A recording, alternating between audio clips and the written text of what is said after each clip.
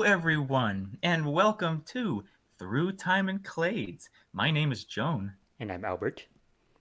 and this is it. We have made it to the end. This is the finale of Humanity, a Prologue.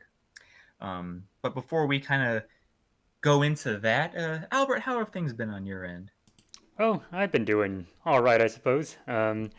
I am, as I've been saying all the time these days, very busy.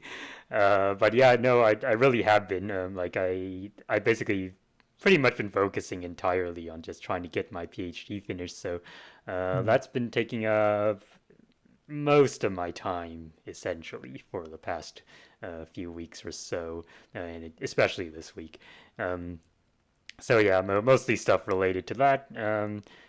Hopefully, I will get some of that material published eventually, but that's still a long way off. Really, my main priority now is just finishing it and getting that degree. But yeah, we'll see how that goes.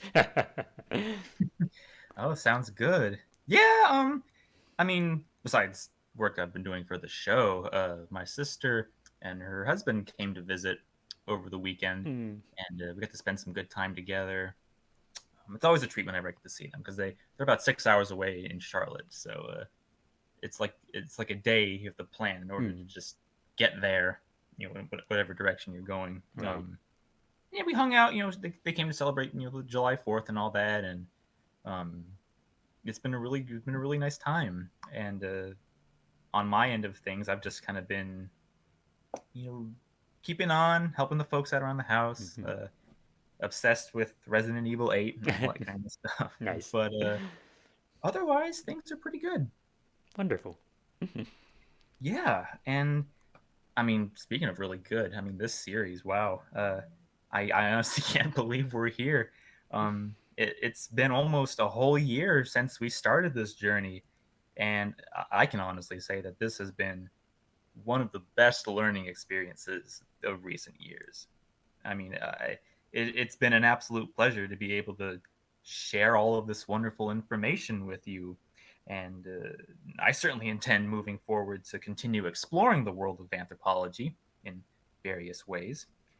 But as far as this series is concerned, we've finished our prologue, and now we face an epilogue to Hmm. the prologue. We're going to take a look at our modern world and see what it has to tell us about the future. Um, so I'm definitely excited for that. Yeah. Um, but before we jump into that specific thing, let's move to the next slide, All right. and we can kind of appreciate how far we've come Hmm. in our evolution. So yeah, there's a couple of things I hope you all will take away from this series if you've been with us from the beginning. First is the fact that Homo sapiens is simply the last surviving hominin species of a larger extended family that goes back some 7 million years. Almost everything that we think is special about people today, so tool use, creativity, language, a sense of aesthetics, aspects of culture and family life, all of these can be seen in other hominins and were pioneered by them thousands to millions of years before we even evolved. I mean, just 50,000 years ago, we shared the planet with at least four different human species, Hmm. and perhaps many more than that. And we interbred with many of them, which has complicated our phylogeny and has kind of pushed the limits of species concepts for hominins, as we've seen with various discourse. It's probably wise that we don't think of the human family tree as a simple branching structure, but a winding river which splits and reconnects with itself over and over again. The human pedigree within and outside what we call Homo sapiens is one of the most important mysteries in paleoanthropology today. Secondly, there is no evidence whatsoever to suggest that the human story follows a natural progression, Hmm. or that the way things turned out was the most reasonable direction for our evolution. The processes of both biological and cultural evolution do not follow guidelines. There may be trends and constraints in evolution, so some things that are more likely to evolve than others, but these do not determine where the hominin lineage or any other clade of organisms will go in deep time. Mm-hmm. Chance in history is powerful. The planet undergoes a gradual cooling, which causes forests to decline. There's an ice age. Glaciers suck up ocean water and reveal new territories. There's a prolonged drought. Water and food sources are scarce. Any one of these things could have changed, and the story of human evolution would be different. Bipedalism, a rise in cranial capacity, dexterous hands to make tools of stone and wood, a comprehension of fire, the invention of watercraft. These important features of our story could very well have never happened had conditions turned out different. A KPG level bolide impact could have hit the planet right when the earliest members of Homo were wandering in Africa, and that would have been it. There's nothing to suggest that a species approaching us would ever have evolved again. Mm-hmm. So when we look back on everything here, we have to recognize that it was all never meant to be. It just happened. And now we're here. Lastly, the speed of human cultural evolution has varied considerably in 7 million years. The Oldowan and Acheulean toolkits were the best technology available for hominins, and they changed very little in over 2.4 million years. Hominins scavenged for the meat part of our omnivorous diet for some 3 million years before we started engaging in active coordinated hunts. And a million more years would pass before we considered using the power of fire to cook the meat into something more digestible. Mm-hmm. We're certainly a creative lineage in terms of how we examine and react to the world, but if observations like these tell us anything, it's that when we find something that works, unless necessity becomes prominent, we rarely upgrade. And this goes hand in hand with the chance nature of existence. It's only when, say, old food sources decline, or when the climate grows cooler, or a species finds itself in an unfamiliar habitat, that the creative impulse kicks in and we find solutions to new problems. Homo sapiens, being the generalist specialist, is only an extreme example of this phenomena, and other hominins managed to do as well as they could given what they had. None of them were failures, despite us being the last of our kind. Mm-hmm. And even in recent times, when agriculture and urbanism have become the new form of humanity, uh, become the new norm of humanity, we are still affected by the dichotomy of cultural change and stasis. What's different now is that the stakes are much higher. There's more of us, of course, and most of us are under the thumbs of nation states and other overarching institutions. We already recognize that there are problems we face right now and have faced for decades, and our creative impulse is still powerful to find solutions. But because of the disconnect between classes, ethnicities, genders, religions, creeds, the path towards those solutions becomes much more difficult to reach. Mm-hmm. Simply put, there are some of us who, despite the problems, are happy with the way things are and do not want to change. And there are others of us who are suffering under the weight of these problems and are desperate for change. Unlike nomadic foragers, it's no longer easy to vote with our feet and leave, especially since some people have locked the door. Human culture today is more complex and more at risk than it has ever been in a long time.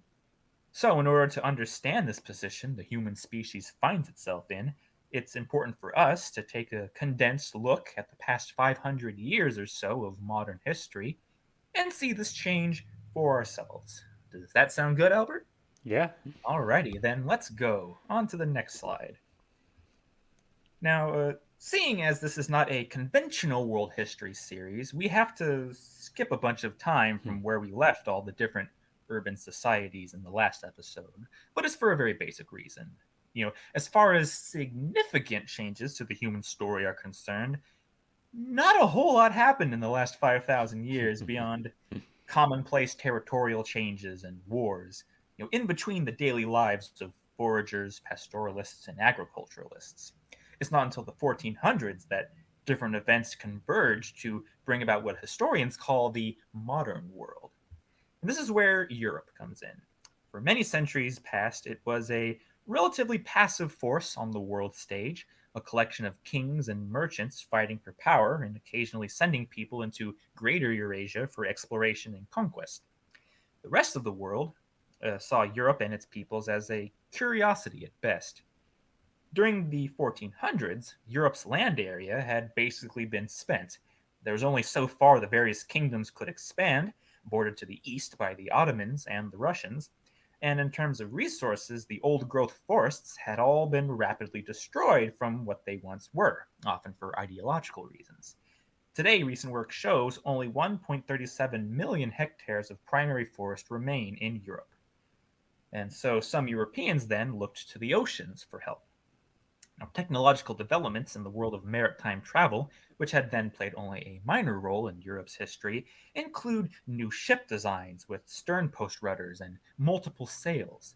Navigation and charting in seas and oceans was improved, and the compass, which is an invention from China, proved to be an especially big help.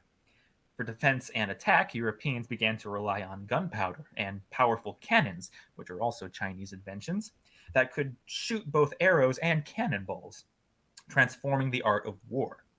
Now, underpinning all of this technological change were personal drives. Leaders desired better geographic maps for aid in expanding their reign through discovery, conquest, and a place in international trade markets, particularly those of China. Before long, ships started making treks into the Atlantic and beyond. As early as 1402, Spanish and French sailors landed in the Canary Islands, claiming it under their name and disrupting the lives and culture of the indigenous Guanches, effectively making the Canaries the testing ground for European colonization. Following the travels of Henry the Navigator that began in the 1420s, which pushed West Africans into European affairs, Christopher Columbus made his voyage to the Bahamas, Cuba, and Hispaniola, so thus the Americas, on October 12th, 1492, which was the first of four voyages. This bridging of the Atlantic ranks as a pivotal moment in human history. Although the Norse had certainly done it first, as we've previously seen, it was the implementation of enforced labor and the transmission of influenza on the Taino of Hispaniola during his second voyage that marks the start of the Columbian Exchange, the transmission of organisms across both sides of the Atlantic. This was a watershed moment in human history, and at least Alfred Crosby, who coined the term, would go as far as to compare its ecological impact with that of the end Cretaceous extinction event. Mm.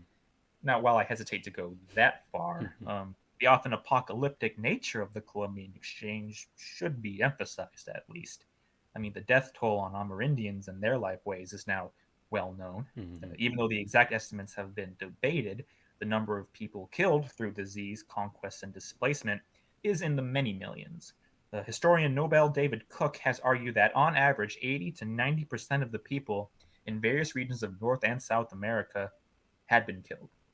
Now, much of the diversity of Amerindian cultures that we have explored in the last four episodes was stamped out or forcibly repressed by the colonists, but it would be a mistake to think that indigenous life was totally extinguished. Much of the knowledge and experience of Amerindian peoples has been held on and preserved by their descendants, who have been and continue to fight for their rights and autonomy. Now, while the Columbian Exchange was not the only event of its type to have occurred, of course, there were earlier exchanges that took place in the Indian Ocean, and later on, Australia and the Pacific Islands would face their own onslaught. This was no doubt the one with the largest reverberations felt in the present day. It ultimately provided the resources, money, and power to the European nations who took part in it, and their subsequent histories would have been vastly different without it, especially since a number of countries, including the United States, France, Brazil, and the United Kingdom, rank as some of the most powerful and wealthiest nations on the planet. Now, its effects on the global landscape, in both an environmental and a cultural respect, seem endless. Fruits, vegetables, grains, and livestock raised in the Americas, Europe, and Africa, having been shifted around, forever changed the diets, economies, and lives of local peoples, even outside those regions. I mean, what is Italian cuisine without tomatoes and peppers? What would global food production be like without corn? What would the state of human health look like without the widespread sale of tobacco?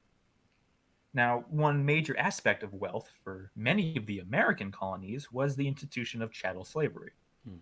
Much like the Columbian Exchange, the transatlantic slave trade is now well known. Europe's role began with the Portuguese, between the 1420s and the 1480s, during those first steps into the greater Atlantic, they traveled to West Africa to trade with local rulers for enslaved peoples, who were mostly prisoners of war, in exchange for weapons and luxury goods. This system only increased as leaders started going to war solely to enslave people for profits. These captured individuals would then be taken over to Iberia or its colonies in the North African islands. Now, by 1500, enslaved Africans reached the American colonies. And given the issues in trying to put enslaved Amerindians to work, there was soon a push to use African labor instead to work the newly established sugar plantations and the gold and silver mines. From there, the slave trade skyrocketed and became a ubiquitous part of American life. The numbers are shocking. Over 12.5 million people were shipped from Senegambia all the way to Madagascar, and of that number, 10.7 million arrived in North and South America. Most were taken to Brazil at over 4.8 million, a fact recognized by Brazilian historians as a blight upon their national legacy that had not fully been extinguished. Now, despite the smaller numbers, other colonies and their national descendants face similar legacies.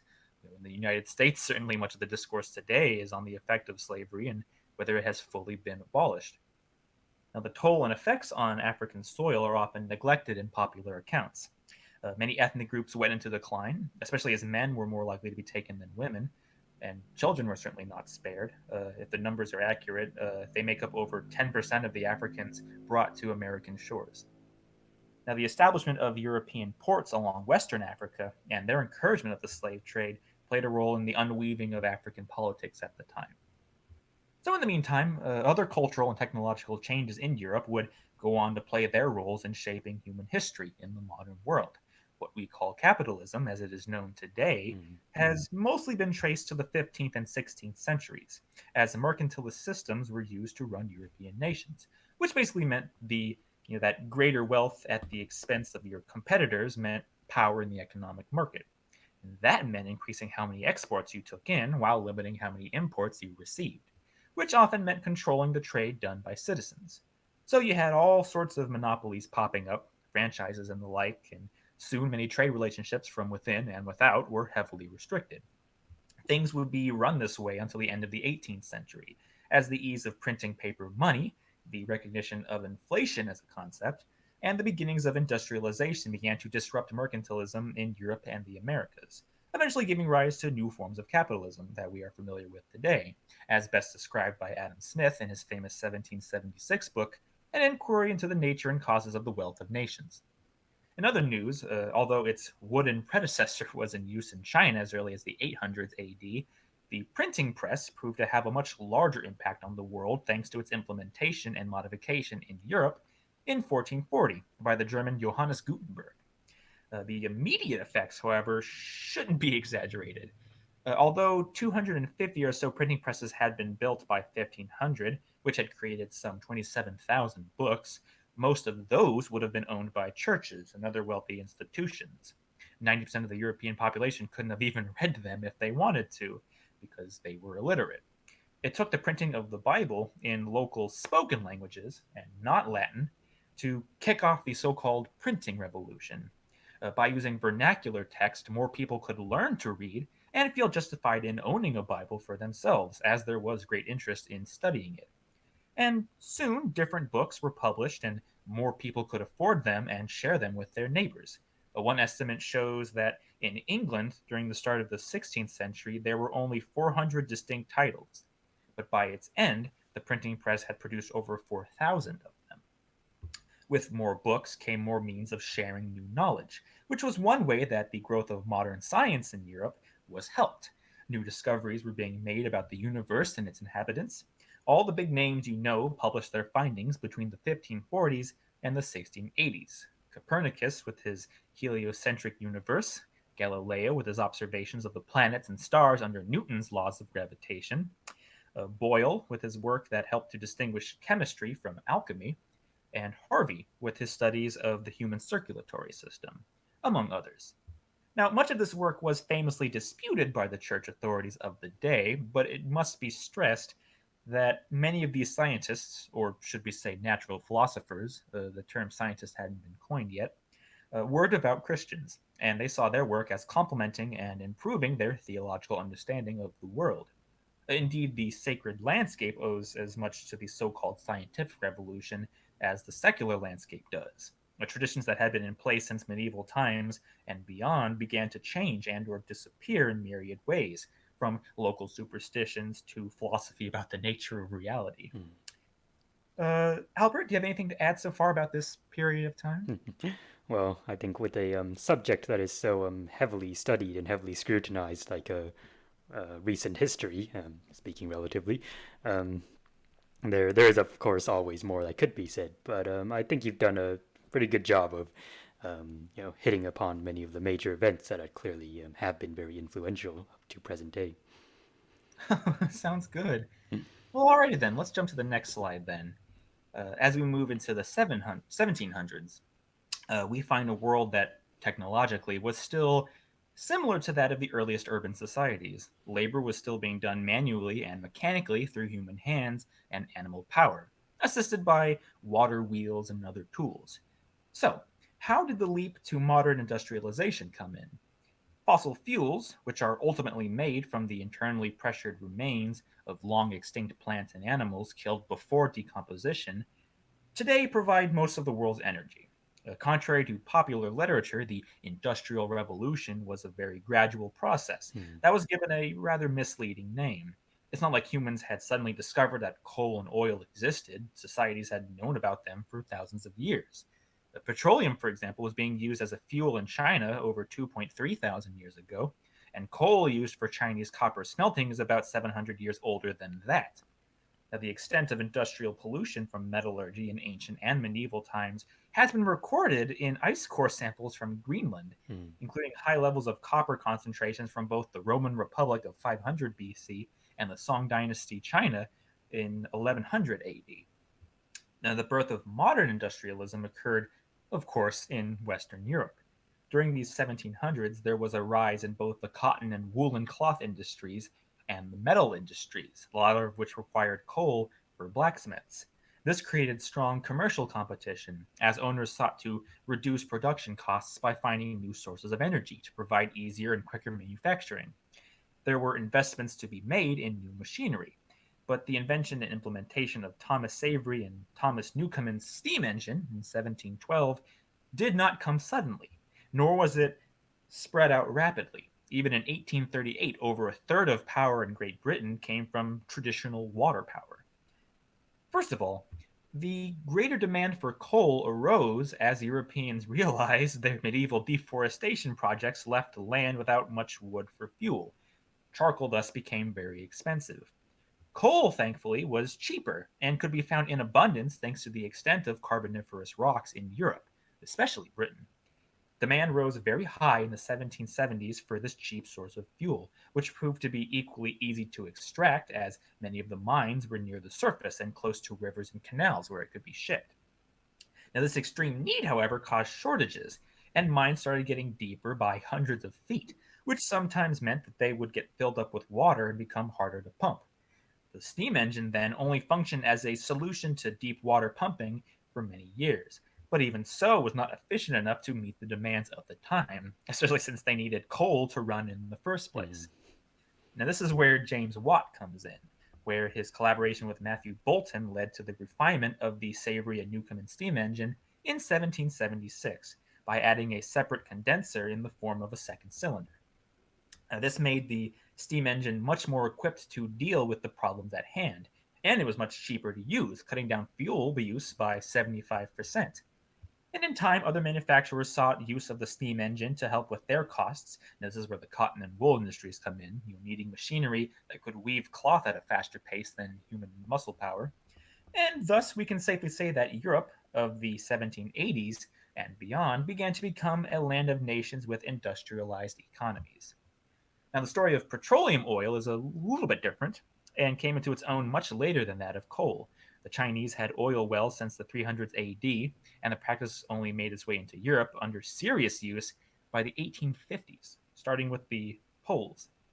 Now, we have to hop across the Atlantic to see the rise of commercial oil drilling, starting in 1857 under the Pennsylvanian Edwin Drake, whose team struck oil while digging and caused a rush of people to buy areas of land to make their own fortunes. By 1861, they had managed to hit a gusher, and people just went nuts at that. Hmm. Much like coal, people began to develop technology that was powered from oil. The world's first internal combustion engine was invented around 1860 by Etienne Lenoir, following similar experiments with gas powered machines, and was eventually used to power, of all things, a tricycle. Hmm. Now, it wasn't until the 1880s when the commercialization of oil powered vehicles was in full swing. By using the heat powered from oil to move rotors and pistons and turbines, the exciting transition from potter's wheel to horse drawn carriage was matched by the equally exciting transition to self powered carriages, aka automobiles, which first drove onto roads thanks to the work of a number of individuals, including the German Karl Benz, who may be familiar to some of you. At the dawn of the 20th century, the Benz Motor Company was producing 500 cars a year. Hmm. And just 4 years later, Britain alone had 8,000 cars, 5,000 buses, and 4,000 shipping vehicles. Now, in the meantime, industrialized economies produced ever greater transportation. The invention of a railway used by a steam powered train is attributed to Richard Chevenix of Britain, who launched in 1804, where it only moved 1.3 meters at a mine. Hmm. It was under 1825, under George Stephenson, that a train first moved with a carriage of people, traveling 38 kilometers per hour between two towns. So we're actually getting some distance for a change. In time, trains got much faster and railways expanded across the landscape. By the start of the 20th century, Britain boasted over 33,700 kilometers of railroads, transporting millions of passengers daily. With the opening and expansion of railroads in the Americas, Africa, and Greater Eurasia, that number had climbed to 1.11 billion passengers a year. Disparate colonies were connected by easy travel, most notably in North America, where the railroad opened the Great Plains to Euro American colonists. Warfare, too, was enhanced by industrialization, giving people more efficient guns as well as the first tanks, and maritime transport reached new levels. The first ocean going steamboat launched in 1813. But there was one other important aspect of this new industrial world that I cannot forget to mention, and that is electricity. Hmm. Experiments about electricity had been conducted for about 200 years before the British scientist Michael Faraday built the first working electric motor in 1821, shown here at the top left. Uh, that's where he discovered that when you place a magnet in a bowl of mercury, which is electrified by an external battery source, and then feed a wire into it, the electric current causes the wire to rotate around the magnet, creating a repetitive motion. It was essentially a way to give greater amounts of generated electricity. And the addition of steam power to create generators by the 1860s allowed for further projects like electric motors. Further research and experiment gave us inventions like light bulbs, telegraphs, radios, and phones. So now communication, as well as transportation and machinery, was being transformed. So if we jump to the next slide, during the mid 1800s, as industrialization was underway, a handful of European powers were beginning to have a stranglehold on the world's cultures. New nationalistic feelings were shaping European peoples who began to show allegiance to their countries, especially as they became unified, like Italy and Germany. Although the Latin American wars of independence had removed Spain and Portugal from the South American equation by this time, those lands had now been long affected by Iberian colonialism. Japan was forcibly reopened by the United States under the Perry Expedition of 1853 to 54, eventually leading to the Meiji era, which saw the country become a modern imperial nation of its own. A particular deadly path took Africa following centuries of the transatlantic slave trade. One fateful day in 1884, the Berlin Conference, which included Belgium, France, Germany, and Britain, carved up the African continent with the goals of colonization and integration into world trade, this being the Scramble for Africa. Although it did not turn out to be a repeat of the Columbian Exchange in the Americas, the effects were no less destructive. In the Congo Basin, half of the 16 million people who lived there were killed through war, slavery, and disease. Outbreaks of rinderpest and sleeping sickness plagued both people and livestock. Hmm. Among other horrors, elephant numbers declined due to an extensive ivory trade that saw over 800 tons shipped to just Europe. And there was next to no place on Earth that had not felt some form of colonialism under European powers. And when the First World War eventually broke out in 1914, it further demonstrated how powerful European influence had become in pulling together in such seemingly far flung places on the Earth. Now, the 20th century was marked by warfare, which is one way in which new technologies are explored, and an infamous upgrade was the introduction of nuclear weapons. Mm, The drive to seek new sources of energy inside the atom was sparked during the first few decades of the last century as new research on physics was being explored, leading to the breakthrough in sparking nuclear fission. It was with the Manhattan Project during the 1940s, when the Second World War struck, that the first atom bomb was invented, capable of releasing such enormous levels of power that it could destroy entire buildings, and then some. This hellish force was used for war, with civilian casualties only two times in the entire history of the world, those being, of course, the bombings of Hiroshima and Nagasaki in 1945. Tens of thousands of people died in the blast and its radioactive aftermath. Entire city streets were just erased. And though it led to the end of the war, discourse has raged and continues to rage today about whether the end justified the means. mm, Now, regardless, there was now a new way to kill people, and the nations of the world struggled to use them further, even as the more powerful H bomb was invented and tested in 1952. The subsequent Cold War demonstrated that the threat of global apocalypse under a nuclear war wasn't worth the trouble, and thank goodness for that. mhm, Uh, and yet, different nations continued to test and stockpile explosives just in case. But things would eventually change, and often for the better. The development of nuclear power as a relatively clean and efficient source of energy meant that, despite the occasional meltdown due to simple error, it has gradually become much more preferred to use in this way than to just create more weapons. Transportation continued to develop. Cars became more streamlined and affordable. Ships incorporated more industrial innovations, growing in size and speed. And following the first tests by the Wright brothers in 1903, it soon became possible for humans to take to the air. Just 8 years after those tests, France alone had 350 pilots to its name. mm, And following World War II, the processes of decolonization continued around the world, following many local rebellions by oppressed peoples.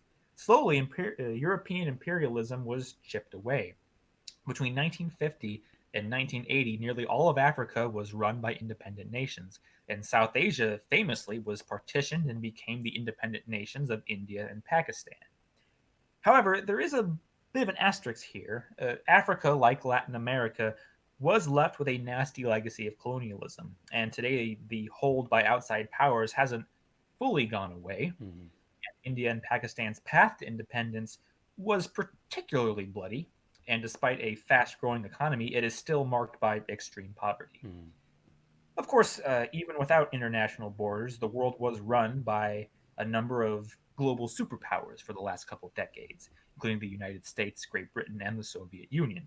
But the latter two, of course, have since dissolved. Now, the time from the 1950s onward is known as the Great Acceleration, when globalization, commerce, technology, agricultural methods, and resource use skyrocketed to unprecedented levels. It was the last stretch that gave rise to the world we see today. mm, mm, Starting in World War I with a use in chemical weaponry, nitrogen fixation was applied to agricultural methods, following development by Fritz Haber and Carl Bosch. This Haber-Bosch process pulls nitrogen from the atmosphere and turns it into ammonia fertilizer that increases the production and yield of croplands. Millions of people around the world could now be easily and readily fed, and it has been argued that this innovation was one of the factors that built the human population up into the billions. Now, much of this food could be shipped externally thanks to the rise in international trade. We've talked a lot about trade in the last episode, and it certainly has undergone quite the leap in speed and reach. Innovations in shipping technology have ensured that today you can send just about anything you want overseas, and with the right funds, it can arrive at almost breakneck speed. mhm, Indeed, the work of globalization in the modern world has managed to stitch together the seams of the nations. Even if different cultures have not become homogenized as a result, their incorporation into world systems of commerce and governance means that complete isolation has become harder to do. And with the development of new computer technology, communication has become much smoother over long distances. The internet today is no doubt one of the most important changes in human culture in recent years. It's only now that anthropologists, psychologists, and other researchers are understanding the effects. Human relationships and collective learning have changed. Not since the development of writing for storing information has the way people share knowledge undergone such a huge shift. I mean, the internet is stupidly enormous, now measured in the zettabytes, which is a 10 to the 21st power of bytes. So it's a 10 with 21 zeros after it. Mm. One estimate is that in 2015, 2% of the world's power was used just by the internet. I mean, goodness, just take a look at your phone. That pocket-sized device that you carry in your pocket or holding in your hand as you listen to us functions as a library, post office, bank, touring facility, and emergency services center. It has an atlas, compass, calculator, dictionary, radio, calendar, and camera, and more. I mean, you can do more with a phone today than a person could do on their own just over 2 decades ago. Mm. Yeah. Albert and I, as young as we are, I mean, we've seen the world change so much. So imagine somebody who just turned 100 years old today. Think about what it must be like in their shoes Mm-hmm. to see where human history has gone in their lifetimes. I mean, should we be fortunate enough to reach 100, how much will things have changed by then? Yeah. Um, Unfortunately, the way things are looking, we will certainly be in for some big changes. Mm-hmm. But before we explore those in any detail, Albert, do you have anything to add? Not much, but yeah, these I'm sure are events and innovations that are uh, fairly familiar and still felt very strongly by by people today. I mean, yeah, like we probably wouldn't be friends. We probably wouldn't know each other if it weren't for the internet, right? Um, Yeah. and we might not be making a show like this if it weren't for the internet. So, yeah, you know, just that alone shows how influential all these events have been. Definitely. So, all right, let's jump to the next slide. Uh, Many of you may have heard of the term Anthropocene Hmm. before, which refers to the ongoing process in which human activity has dramatically changed the Earth, its climate, and its ecosystems. A single species taking part in processes that are comparable to those of past geologic ages, a new force on the world stage. And for a number of researchers, this simple fact warrants its inclusion among the official epochs of the Quaternary period, alongside the Pleistocene and Holocene.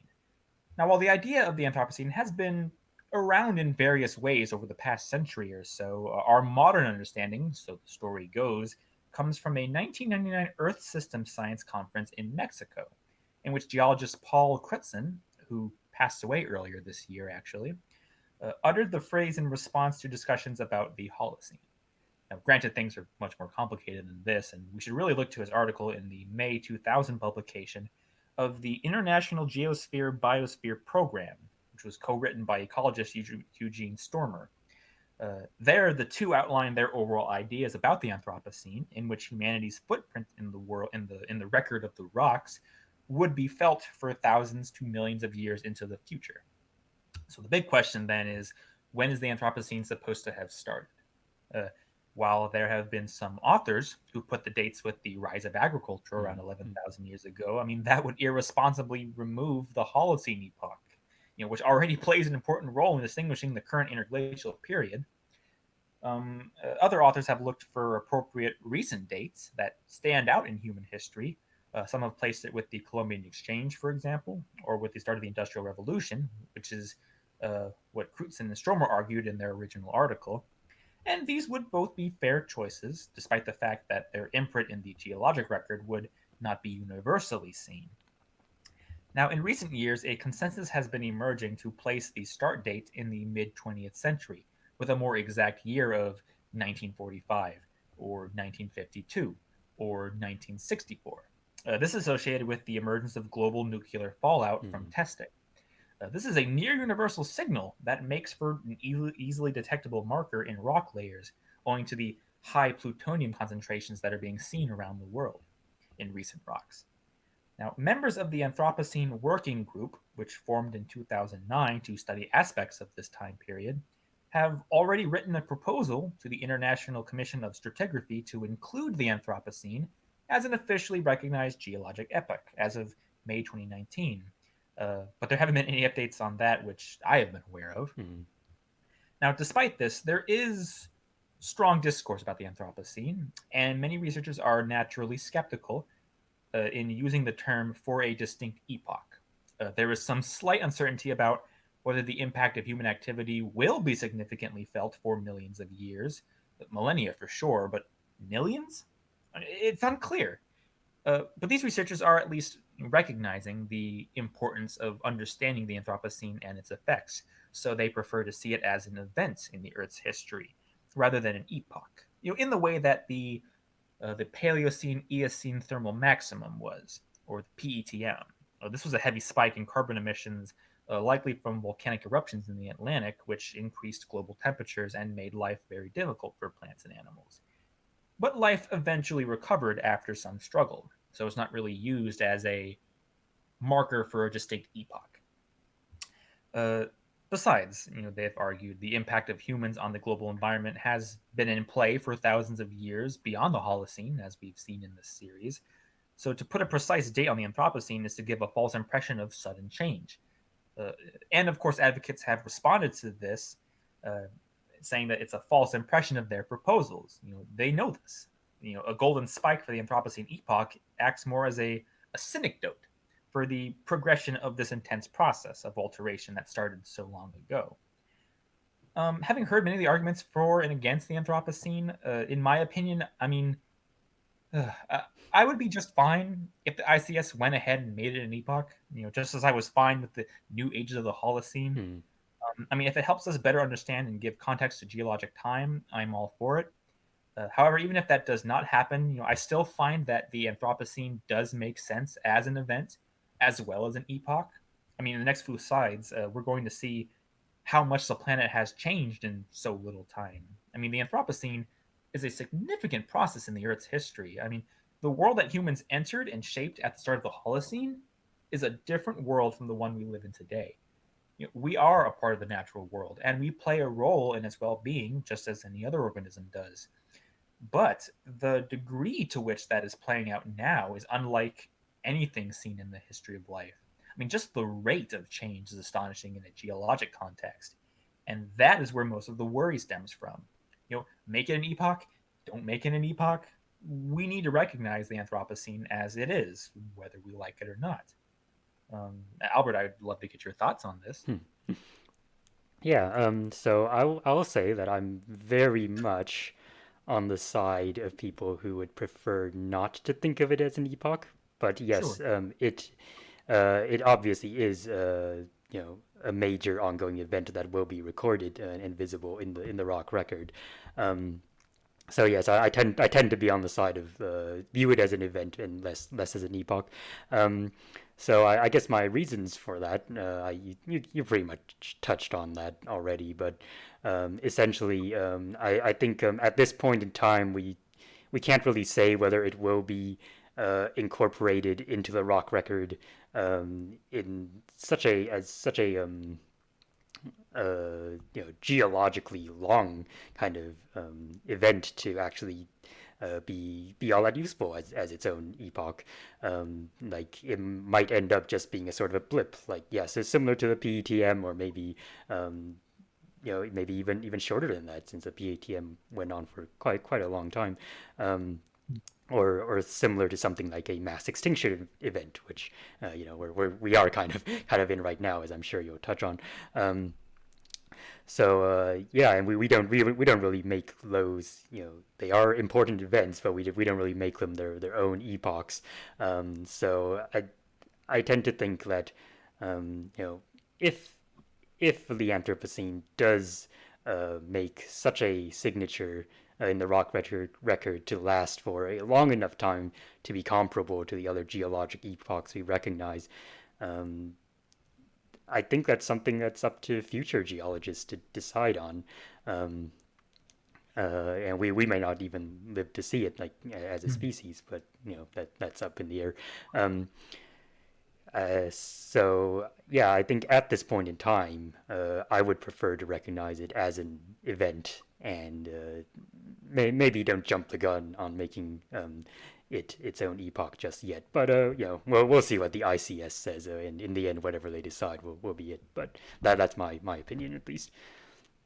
Oh, sure, sure. I mean, it's definitely a very philosophical concept to think in like the distant future that geologists will see the signature of our presence on the Earth and see fit to call it an epoch. You know, it's certainly it's a number of things have to be true for that to happen. Yeah, It exactly. seems like it is a huge leap.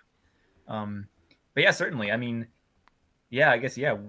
What the ICS has to say. I mean, I know, like as I mentioned in the last couple episodes. I mean, there's already discourse about dividing the Holocene into ages. Yeah, So right. if that does end up happening, I mean, there will certainly be discourse about it in the near future. And I know that people have already attempted to do this and have been rejected because there's just been a good enough backlash against it, you know, being a distinct epoch. So yeah, it's certainly an interesting concept. But yeah, so you know, what does the world of the Anthropocene look like? Well, if we jump to the next slide, um, right away, I must stress we have good evidence now that humans have been modifying the environment since before the Holocene Mm, epoch, and that has been true for almost everywhere that humans have settled. The idea of the wilderness, as it is usually understood in popular culture, is not a real thing. mm, mm, Uh, Even so, there still are places on the Earth where the direct human impact has been minimal, and the overall ecology has remained relatively intact. And that includes parts of the Sahara Desert, the Amazon rainforest, the North American and Siberian taiga, and the Australian outback, as you can see here on this map. Uh, and even so, you know, those lands have been shrinking over time. Between 1993 and 2009, as shown here, over 3.3 million kilometers squared of wilderness was destroyed. So that's over 10% of what remained at the start, and that's comparable to the size of the Indian subcontinent. mm, So already, like this sort of wilderness is in rapid decline. But when we look at what the rest of the Earth's land has become on the next slide, we find that most of the planet is home to what are called anthropogenic biomes, mm, mm, which have been modified to fully sustain human livelihood. It's not that wild plants and animals can no longer be found in these places, but their lifeways have been affected by human activity. At minimum, 7.8% of the Earth's ice free land belongs to densely populated cities and towns, which are always above 100 people per kilometer. 16% belongs to cropland, where at least a fifth of the land is cultivated actively. 33.5% belongs to rangeland and pasture that is managed to some extent. And 17.5% belongs to land that has been changed a lot by human construction and at least holds some land devoted to farms or settlements. You know, this is a world of human homes and spaces for livestock, and most of the truly wild lands left on Earth are not very conductive to modern methods of human activity. I mean, barring some amazing technological breakthrough, we're not going to start building European style farms and cities deep in the Sahara Desert or mm, high in the Arctic Circle. So, where does that leave Earth's biodiversity? Well, if we jump to the next slide, at present, these are the current estimates for the planet's biomass, mm, or at least most of it that can be measured, and that's in the gigatons of carbon. Right away, a number of things stand out. Plant life makes up the bulk of living things on the Earth today, which is understandable. 70% of that, by the way, is composed of woody stems and trunks. Microscopic organisms like bacteria and protists, which is a informal term for unicellular eukaryotes like amoebas and ciliates, they have equally significant distributions, even owing to their size. Remember that on your body right now, there is something like 39 trillion microbes mm. hanging out, and much of this microbial diversity is still being explored and cataloged. So, with there might be new estimates to this number as time goes on. Now, when we examine animal life in closer detail, things get more interesting still. Arthropods, that's things like insects, arachnids, crabs, and millipedes, and fishes make up the majority of animal life that roams around, Mm. followed closely by mollusks, cnidarians, which is corals and jellies, and annelids, which is like earthworms and bristleworms. Now, although most described organisms live on land, the oceans hold significant numbers of life. For example, the biomass of Antarctic krill is larger than that of entire groups of insects. Mm. For land vertebrates, this is where things get a little bit troubling on the next slide. Around 50,000 years ago, before the waves of megafaunal extinctions discussed in episode 10, the number of wild animals on the Earth encompassed some zero point zero 0.02 gigatons of carbon, while the number of humans, which is estimated at around 2 million individuals, was minuscule, 0.000013 gigatons of carbon. So that's a ratio of far less than 1% compared to the over 99% the other mammals had. Fast forward into the present day, Mm. with the rise of the human population and its associated explosion of livestock, the situation has flipped quite dramatically. Yeah. 36% of all mammalian biomass belongs to us, 60% belongs to our livestock, and just 4% is held by all the other wild mammals. Every elephant and whale, every mouse and shrew, just a fraction of what used to live only a few tens of thousands of years ago. Other groups of animals show similar trends, although the number of birds 50,000 years ago remains hard to estimate. Mm. If we compare what happened with mammals, the odds are that there were much more than the 0.002 gigatons of carbon around today. Mm. Mm. Now, in regards to avian livestock, 0.005 gigatons of carbon is devoted to just chickens. Yep. Mm. There are 3 times more chickens in the world today than every other species of bird, which is just insane to think about. Yeah. Um, Fish have been reduced by an entire gigaton of carbon, which doesn't sound like much because most fish live in mesopelagic layers of the ocean where Mm. light barely reaches. But most of those losses were of fish living in coastal regions or on the continental shelves, where humans get most of their seafood. Right. Um, Touching on plants for just a moment, don't let their large biomass fool you too much. From the start of the Holocene, plant life has actually undergone a twofold decline in biomass. Dang. And today, around 2% of the total plant biomass is devoted to crop Mm. species. Mm. So, human activity has managed to make a serious dent, even there. The world's living organisms have suffered severe losses in very little time. Albert, what are your thoughts on this? I mean, it's incredible in in many ways. Like yeah, like just one species accounting for such a large percentage of today's animal biomass, and furthermore, with another huge percentage being devoted to species that are cultivated by that one species. Like, yeah, that's that is that is a global influence for you, and it's really striking to see it pictured this way for sure. Yeah, it's just the numbers alone. I mean, it makes sense listening to David Attenborough when Hmm. he gave his "A Life on Our Planet" documentary. He had worded it, "The wild is being replaced with the tame," and Mm. that certainly makes sense by looking at it in this way. Yeah. Mm.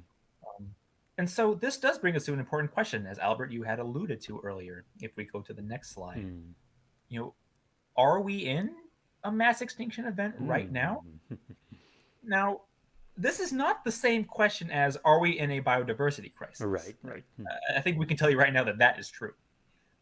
One 2015 estimate by Claire Regner and colleagues looking at land invertebrate extinction suggests that 7% of all described species may already have been lost. Uh, by definition, a mass extinction affects species from across the wide spectrum of clades, from microbes to plants to animals. So, is this what we see today? Well, often this boils down to data about background extinction rates, which measures the average number of species that go extinct at any one time. During mass extinctions, the rate of losses is amplified over a short period of time, and sometimes this is enough to wipe out entire lineages. Attempts to calculate the current rate of extinction have proven particularly tricky, Mm. and this is because the fossil record is fairly patchy. we're never going to fully see the total number of life on Earth represented in the rock layers. So paleontologists have, or they're often left to give estimates of the background rate based on which species they observe vanishing from different records, and strata, you know, are not formed equally either, or give a fair representation of organisms. Many soft-body groups like shellless microbes or worms or jellies, which, as you've seen, make up a huge part of animal biomass, are not typically preserved. So there's a conundrum here. If we can't fully figure out the background rate of losses of prehistoric life, as well as those that don't die out, how are we able to do so for present day organisms? We are only left with estimates, but at the very least, the knowledge we have gained about past extinctions can give us some clues as to what we're facing at the moment. And it is generally agreed that extinction rates are currently high. Mm-hmm. What is unclear is to whether the losses experienced during the later parts of the Holocene, which is what we're concerned with here, are comparable in scale to that of the larger mass extinctions of the past, Mm-hmm. the so-called Big Five, like the end Cretaceous bolide impact, or the Great Dying of the Permian. Mm-hmm. Of that, we are not 100% sure, but at the very least, human activity is pushing life in that direction. Yeah. So, defaunation, which is the loss of wildlife populations and communities, is an enormous crisis. And in recent years, the numbers coming in are just shocking. Yeah. We've already seen hints of this in the last slide. I mean, 82% of wild mammal biomass has already been lost. Um, since the 1970s, over half of all wild vertebrate populations have died out. And of those, 70% of megafaunal populations have decreased, and 59% of megafauna face immediate threats of extinction, nearly all of which are the direct result of overhunting. Now, freshwater ecosystems like wetlands, for example, have faced an 83% loss, and the extent of coral reefs has been halved since the 19th century.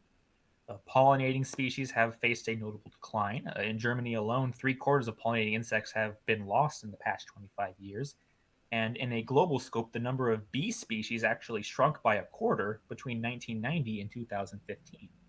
And I could go on from there. Now, at present, the International Union for Conservation of Nature lists over 37,400 species as threatened with extinction, making that 28% of all the organisms they have currently assessed. Sharp losses can be seen among cycads, which are palm like naked seed plants, with a 63% of species being under threat, followed by amphibians at Mm-hmm. 41%, various dicot flowering plants, things that you typically see today, like oaks and roses, at 38%, and cartilaginous fishes, so that's sharks and rays, Mm-hmm. at 36%. And just for reference, mammals are at 26%, and birds are at 14% of analyzed species. And for those two, pretty much all the species in those groups have been observed. Right. So basically, 14% of all birds are under threat of extinction, and 26% of all mammals are under threat. But these are based on what they've been able to study. When we look at the bigger picture, this just appears to be the tip of the iceberg. Based on current trends, as analyzed by the most recent collection of data by the Global Assessment Report on Biodiversity and Ecosystem Services, around 1 million species are at risk of extinction. And that includes organisms that we have yet to discover. Mm-hmm. If we're not in a mass extinction event yet, we're at least in the opening act. Totally. Yeah. Now, the photos on the right show a handful of species that have gone extinct in recent years. Mm-hmm. Albert, I believe you mentioned the one in our last news episode on the bottom left. Yeah. That's That's right. the bramble malomies. Yeah. Bramble K. Melamese. Yeah. Mm. Yeah, right, right. Of course, we have the golden toad. Yep. Mm. He's a rather beautiful species that's sexually dimorphic. The females are kind of a spotted chocolate brown Yeah. and vanilla coating. The males have this bright orange, Right. among other creatures here. Um, and I mean, their distribution across the tree of life demonstrates, what the biodiversity crisis actually means. This isn't just a matter of some charismatic mammals like elephants, gorillas, and tigers that Mm-hmm. we see in zoos and on TV dying out. This is about all life on Earth, and the world we're heading towards would be a far more impoverished place should defaunation turn into mass extinction. and it's highly likely that humanity would not survive something like that. Mm. Do you have anything else to add about this, Albert? Oh wow. Well, I mean, we've talked about recent extinctions on this podcast before, like many times, including in my series where we mentioned a lot of recently extinct bird species. Not nearly enough to be an exhaustive account, but certainly plenty of examples. And there's definitely so much more that can be said. But it is it's a really sad and concerning topic. I guess something that I kind of like about how you put the slide together is that every single extinct species on here is represented by color photos, which really drives home like just what a recent and ongoing event this is.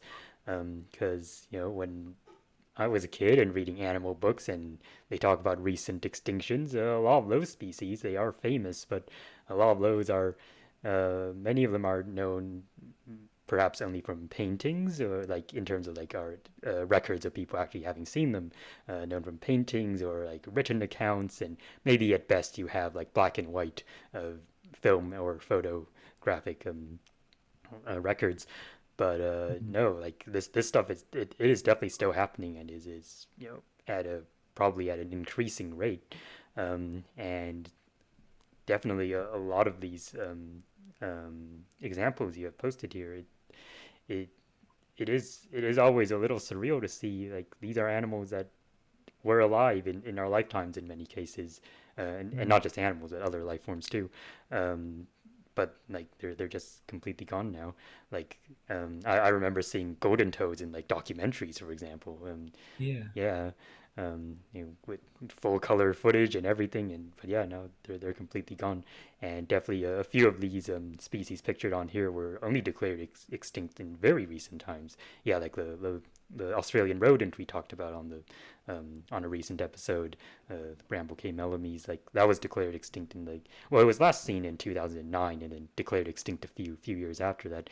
And Mhm. I also noticed the Chinese paddlefish, I believe, yeah, posted on the top left over here. That was also a recently declared extinction, even though it's been suspected to be extinct for a while. Um, so these are all really recent events, and that's clearly a very concerning pattern. Yeah, I mean, gosh, I remember back in 2006 Mhm. hearing about the Baiji, Oh which is yeah. yeah that. So for those of you who don't know, among the family tree of whales, there are various river dolphins. Yep. They're not in the dolphin family. They've been called dolphins because they share similar uh, anatomical features. They Right. look like dolphins. Right. And one of these lineages is the Baiji or the Chinese river dolphin. And this used to be found, I believe, in the Yangtze River. Yeah, that's right. Yeah, and I remember reading in books prior to that about this dolphin Mm-hmm. and how uh, it's a very rare species. They're trying to breed them in captivity, and then there's attempts to clean up the rivers because like a lot of the extinction, well, a lot of the decline of the species was due to the pollution going on in the Yangtze River, Right. and Right. these animals would get accidentally caught in nets, and it was a real problem because this is not a large whale. Mm-hmm. I mean, river dolphins tend to max out at about what 5-ish feet or so. Yeah, something like So that. it'd be easy for them to like get caught in nets, for example, even like minor nets. And then yeah, 2006 rolled around, and I see the headlines: Baiji dolphin declared extinct. Mm, Because over the last couple of years, people have been trying to find evidence of them in the rivers, and nope, yeah. couldn't find a single one. Right. And so that's been declared the first anthropogenic whale extinction uh, that's been recorded in human history. Right. Right. And I mean, already today, I'm looking at the vaquita, which is Mm, a yeah. porpoise. I believe it's the smallest of the I cetaceans. think so. Yeah, like it only gets to like 4 feet or something. I have a little toy of it on my shelf Mm, here, mm, and that's another one that, as sad as it is to say, I would not be surprised if it goes in my lifetime. yeah. I mean, the numbers Unfortunately. that they're putting out, like, oh, there's like 6 left, or there's only 2 left, like that. I mean, unless you got some serious breeding work under your hands, that is not going to recover the population. Um, and it's sad to think about that that's an animal that could be gone. Yeah. Um, Definitely. among other organisms too. It's certainly a trend that I've been seeing in recent years that some particularly critically endangered animals are, as people are like doing more work in national parks, for example, trying to locate these animals, like the numbers coming back. Mm-hmm. In some cases, there is hope. Yep. I mean, it's not like organisms haven't been brought back from the brink before. I mean, Mm-hmm. we talked about the California condor Yep. Mm. in our episode on raptors, Yep. Mm. but for others, it's not looking very likely given the situation on the ground. Mm.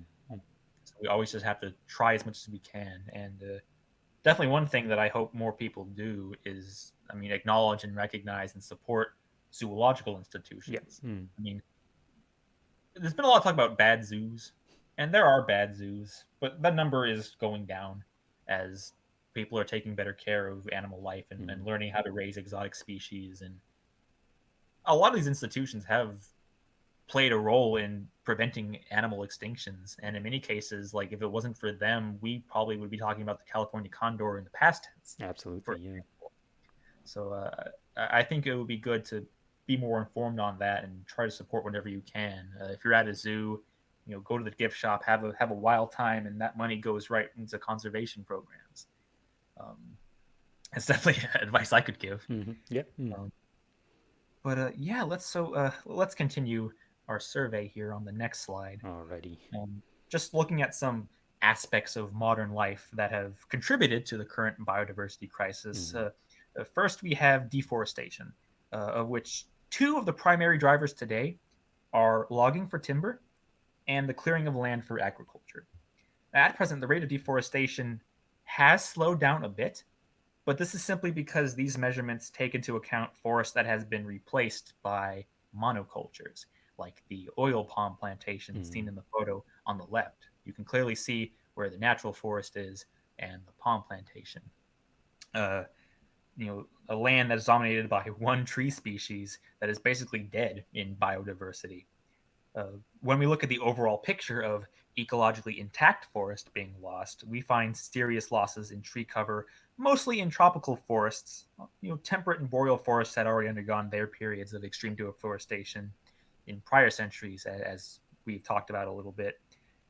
Over 32 million hectares of tropical forest were lost between 2010 and 2015, and that number was 100 million hectares between 1980 and 2000. In the Amazon rainforest, which is a key region in the fight against deforestation, 91% of the land that was cut down from 1970 onwards was used as cattle pasture, like what is seen at the bottom right. Mm. Mm. Indonesian rainforest has been increasingly destroyed, with a loss of some 24.4 million hectares between 2001 and 2017. I mean, when you look at the maps of forest cover in Indonesia over time, I mean, you see like the little red parts that show where the forest has already been cut. It's just spreading like a fungus, just about it almost covering the entire country. In total, around 178 million hectares of forest were lost between 1990 and 2010. So that's only within a 30-year period. Now, what makes the losses in tropical rainforests especially tragic is that these are the places on the Earth's surface that hold most of the world's biodiversity. Mm-hmm. The numbers vary, but it's anywhere from between 40 to 75% of all described species live there.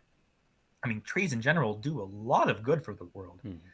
75% of gross primary production, which sustains the higher levels of the food web, um, you know, is responsible. That comes from trees. Uh, and for rainforest, you're looking at a 28% of global oxygen turnover. So it's more about processing and distributing oxygen rather than producing it. You hear about the Amazon being the lungs of the world. That's not technically true. Um, Forests are also carbon sinks. As trees undergo photosynthesis, carbon dioxide is absorbed and stored, which helps in regulating global climate. Now, if we move to the next slide, you remember back in episode 11 when we talked about the discourse around the pros and cons of agriculture. Mm. Well, there we made a point of addressing that farming itself is not necessarily a negative thing for humanity, but rather specific types of farming that, when left unregulated, can lead to environmental troubles. Mm-hmm. And this, I believe, is what we mean. Uh, by its nature, intensive agriculture, which includes industrialized farms and monocultures, reduces biodiverse landscapes to ecologically dead ones. And for surrounding lands, the pollution produced by such practices has far reaching effects. I've mentioned the Haber Bosch process, which transformed agricultural methods for the modern world. But what must be remembered is that this process is actually extremely wasteful. As much of the artificial fertilizer created ends up eroding the soil and running off into water sources. On average, fertilizers successfully put 23 million tons of phosphorus into cropland soil each year, but 20 million tons finds its way into rivers, lakes, and seashores where it washes out into the oceans. There's a process called eutrophication, where water becomes so saturated with nutrients that you get these huge blooms of algae that take up so much oxygen that it creates dead zones, Mm-hmm. which kill off native plants and animals. Speaking of soil erosion, industrial farming practices have cut the number of productive cropland by a third or more within the last 50 years. This is coupled with deforestation and the overgrazing of cattle. Livestock feedlots in particular are another, even greater source of pollution via phosphorus. Uh, I like to ask you all to just kind of stomach this excerpt from Jeremy Davies' checklist of anthropogenic changes that he published in his book, The Birth of the Anthropocene. And he writes, and I quote, "The farm animals of the United States alone generate around 40 metric tons of shit every second. Smithfield, which is America's largest pork producer, directs the outflow from its facilities into what it calls lagoons, some more than a hectare in area and over 9 meters deep. This schist is routinely sprayed on surrounding fields and intermittently lost in seepage, ponding, and immense river and wetland spills. It contains hydrogen sulfide, cyanide, various heavy metals, and more than 100 microbial pathogens that can cause illness in humans, as well as stillborn piglets, afterbirths, and residues of the drugs that keep the tortured pigs alive. This complex chemical composition of industrial pig waste means that the stinking lagoons are not brown, but actually pink. Now, keep in mind, this is just one pork producer within one country. 83% of all farmland is devoted just to meat and dairy production, Mm-hmm. mostly in the form of pastures that feed cattle, pigs, and chickens, which on average provide only 18% of the calories eaten by people. So, yeah, livestock feedlots are just really awful places in practice. Mm-hmm. Animals are often kept in inhumane conditions just to maximize meat production. And when you look back at those biomass numbers, 60% of all mammalian life on Earth, dealing with the ever increasing issues of industrial farming has proved very tough. Um, so yeah, deforestation and intensive agriculture are just some of the ways that the terrestrial regions of the world are under threat. But before we move on to the oceans, Albert, do you have anything to add about this? Um, no, not in particular, but yeah, obviously this is all extremely alarming. And well, I know we still have some material to go through, but hopefully we can find solutions to rely on these destructive practices less. Oh, definitely. In time, we just kind of stomach through this first. So let's jump to the next slide now. Um, yeah, the oceans have not been spared by human activity, as big as they are. Going back to dead zones for a moment, this map shows the locations of current ocean dead zones created by eutrophication. All of them are concentrated on the continental shelves, which, remember, is where most of the world's sources of seafood are located, as well as being the home of 90% of all marine organisms. If we drop to the next slide, we look at defaunation in the oceans Mm, being especially frightening. yep. Starting with the largest animals in the oceans, whaling in historical times took a serious chunk out of cetacean populations. By 1900, the entire whaling industry was actually doomed because many of the larger species had been wiped out so much that they were very difficult to find. Now, rorquals, however, were spared. These are streamlined, fast swimming species like the humpback, the blue whale, the fin whale, um, and they could actually, usually outpace whalers. And when one was actually caught, they would sink beneath the waves before people could harvest them. So enter Sven Fioin's harpoon cannon, attached to steam powered ships, and soon rorqual numbers plummeted too. Between 1904 and 1985, the total whale biomass in the oceans had dropped from 43 million tons to roughly 6 million tons. By 1986, commercial whaling was finally banned, although it still continues among a number of countries. Now, given that whales, being case selected animals, take a long time to produce just one offspring, it will take quite a long time for their past numbers to climb back to what they were. Mm-hmm. Now, fish populations haven't fared any better. The total global fish catch has undergone a gradual decline since the late 1980s. That has occurred in parallel with a greater increase in industrialized fishing. Overfishing has leveled the populations of many fish species, including sharks and larger open ocean species like cod and tuna. The former have been hit really hard since 1970. 71% of shark and ray populations have died off, so that puts 36% of the species at risk of extinction. Mm-hmm. And these are some of the ocean's major predatory species we're talking about. You don't want to lose those. Shark finning, in particular, is a really nasty business.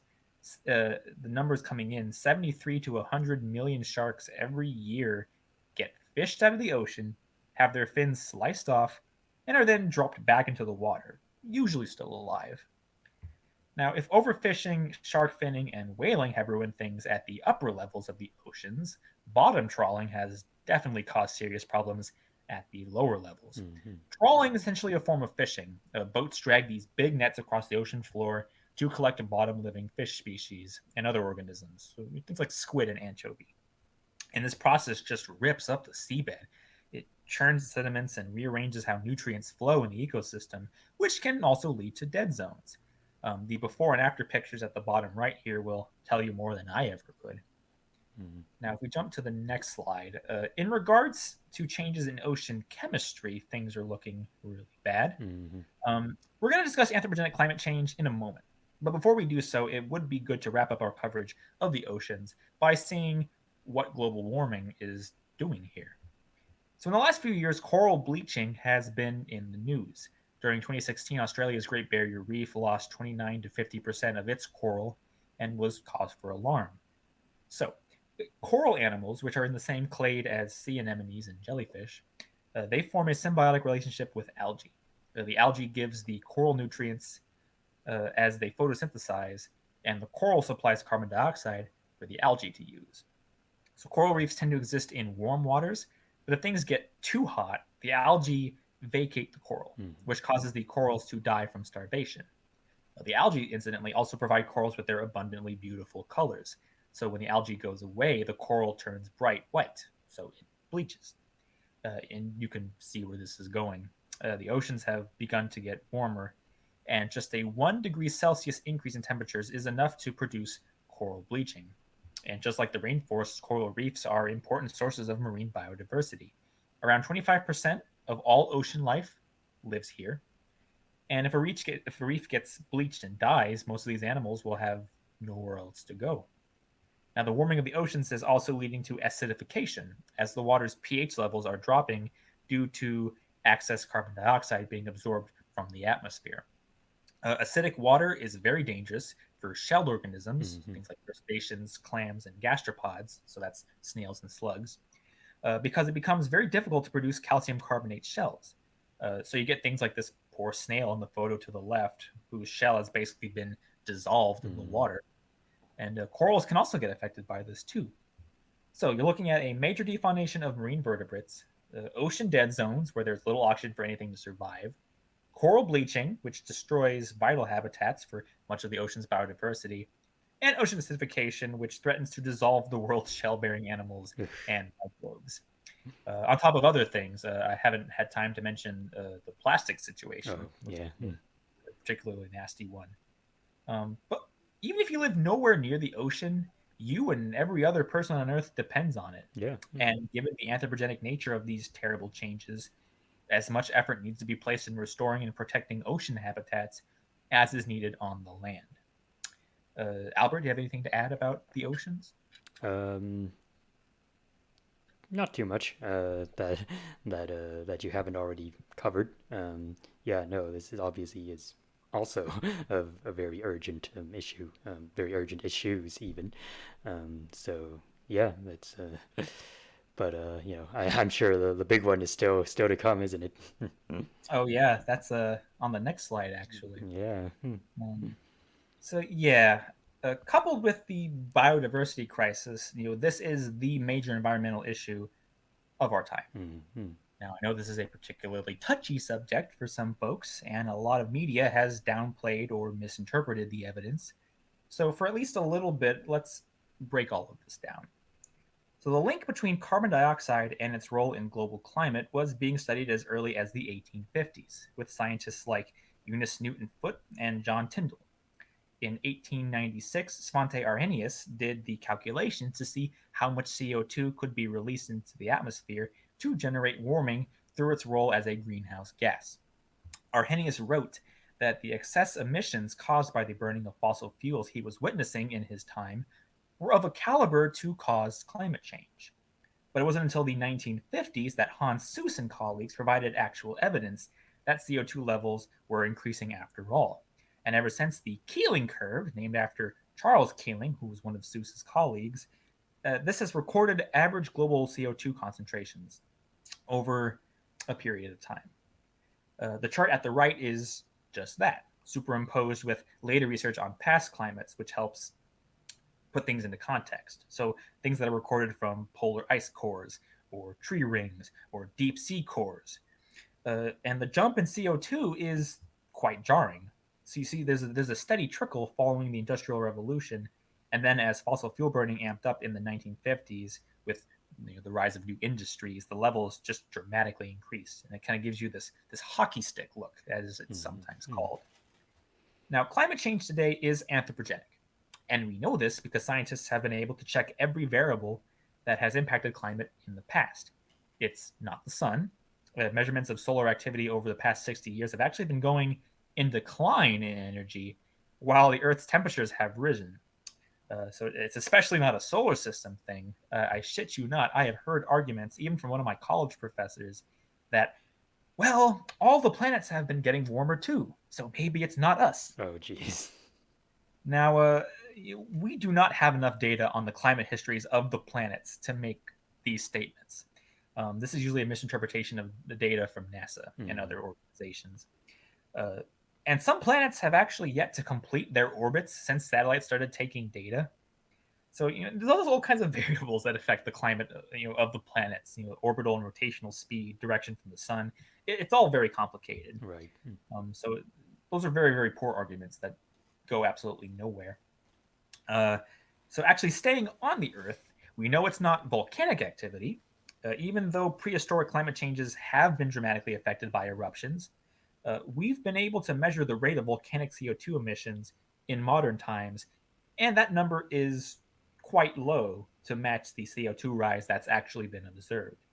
We're looking at a minimum maximum estimate of 65 to 319 million tons of CO2 a year from global volcanic activity versus the over 35 billion tons of CO2 released from fossil fuel burning.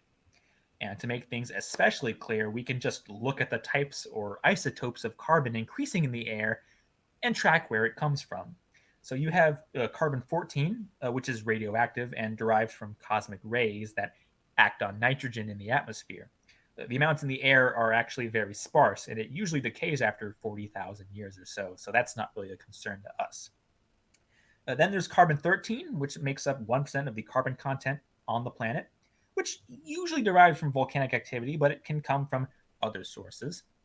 And finally, there's carbon 12, which is the most common isotope, making up 99% of carbon content on Earth. And that's because it's commonly used by plant life in photosynthesis. So, CO2 is a mix of carbon and oxygen, obviously. The way that volcanic activity makes CO2 and the way that fossil fuel burning makes CO2 are different processes. Mm-hmm. The latter burns fossilized plant remains that died before decomposition. So they've held on to their carbon for some 300 million years. Looking again at the amounts of CO2 in the atmosphere and where it comes from, we find that the amount of carbon 12 has been increasing at a great rate, while oxygen levels have been dropping, and carbon 13 levels have gotten less common too. The source of all this carbon 12 matches the enormous amounts of fossil fuel burning, with a fraction of that coming from deforestation. So, yeah, it's very clear that climate change that we see today is anthropogenic. Mm-hmm. But now, it's been argued. So what? The climate's changed before, and some of those changes have been quite dramatic too. So what's so special about this one? Well, it's all about the rate more than anything. With the paleoclimate data that we have compared to the fossil record, we have learned that the level of global warming is at an unprecedented level in human history. Never before has our species inhabited a world with so much CO2 in the atmosphere. And we can be sure of that when we stretch out this chart on the next slide. So, Homo sapiens shows up around 300,000 years ago. And throughout the earlier interglacials of the Quaternary Ice Age, the levels of CO2 have never gone above 300 parts per million or so. At last count, when I posted this chart back on June 28th, the CO2 levels were at 418.44 parts per million. And the max for this year so far has been 421.36 parts per million. In 800,000 years, since the time of the Middle Pleistocene, before our lineage even split from the Neanderthals and the Denisovans, the CO2 levels have never gotten that high. Mm-hmm. And at such a fast rate either. So when was the last time there was over 400 parts per million of carbon in the atmosphere? Well, that seems to have been during the middle of the Pliocene epoch, around 3 million years ago, when the genus Homo first evolved on the African continent. And if we move to the next slide, we can see the temperature record of the whole Cenozoic. Mm-hmm. And things come into a much greater context. Now, in order to properly see the readings, this chart has been stretched out over the last million years. Throughout the Cenozoic era, the Earth's climate had gradually gotten cooler in response to the moving of the continents and the growth of the polar ice caps. But the rate of super rapid warming caused by anthropogenic activities is proving far faster than that. A comparable event in Earth's past that we've discussed previously, that kind of relates a little bit to what we've been seeing and observing, is the PETM, the Paleocene Eocene thermal maximum. Mm-hmm. But that was a period of global warming around 55 million years ago. Yeah. Now, by looking at the rate of warming then, we find that it took around 20 to 50,000 years for enough CO2 to build in the atmosphere to reach peak levels. And that caused a number of extinctions and environmental changes, which living things had to take about 150,000 years to recover. The amount of CO2 being pumped to the atmosphere today is 10 times that rate. And the Mm-hmm. warming of the atmosphere is occurring over a scale of a few hundred years. And over the next few generations, projections of current rates are indicating that we're going to be reaching PETM levels of temperature fairly soon. So, when scientists say that anthropogenic climate change is unprecedented, this is what they mean. We do not know for sure what our world is going to look like should that happen, and it's really frightening to think about. Mm-hmm. Um, but yeah, before we move on, Albert, do you have anything to add about this? Oh, that was an excellent summary of the evidence, I think. And I'm sure you'll get into the effects in a moment, but I just to kind of highlight this is that this is not only an environmental issue. It is this is something that's going to impact us socially, economically, in terms of like national security, everything. It's an Mm, everything issue, and it really is like the most urgent crises in our time. yeah, absolutely. Um, and just to kind of continue with comparisons, during the PETM, there was no polar ice caps. They Mm-hmm. had yet to form. The interactions of global climate with ice cover are frequently talked about in the media. So yeah, like what's the situation there? Well, if we go to the next slide, um, at present, the planet has lost over 28 trillion tons of ice since 1994, with sea ice, ice sheets, and glaciers all experiencing decline. 58% of ice losses came from the Arctic ice sheets, and the northern hemisphere, 42% of that from Antarctica and the glaciers of the southern hemisphere. The loss of ice on land is what is especially troubling because Mm-hmm. when that melts, it adds water to the oceans. So, since 1994, sea levels have risen about 34.6 millimeters. Now, that doesn't sound like much, but the rate here is steadily climbing. So, at present trends, sea levels will continue to rise. And this won't be felt uniformly everywhere, but coastal settlements where all of our major cities and shipping ports lie, Yep. and as well as coastal marine habitats will be and have been the worst hit. In just the last few years, places like the southeastern United States, Egypt, Vietnam, and Italy have been impacted by extreme flooding that Mm-hmm. has caused building damage. It's ruined croplands and it's displaced people. Already, the United States has claimed its first climate refugees from Isla de Jean Charles in Louisiana, where sea level rise has just swallowed up neighborhoods and towns. 98% of that island is gone already. Mm-hmm. Uh, if we move to the next slide, these maps show just how much the ice thickness has changed since 1994. It's particularly gotten bad in the Arctic Ocean, where the Northwest Passage has begun to remain open for maritime travel.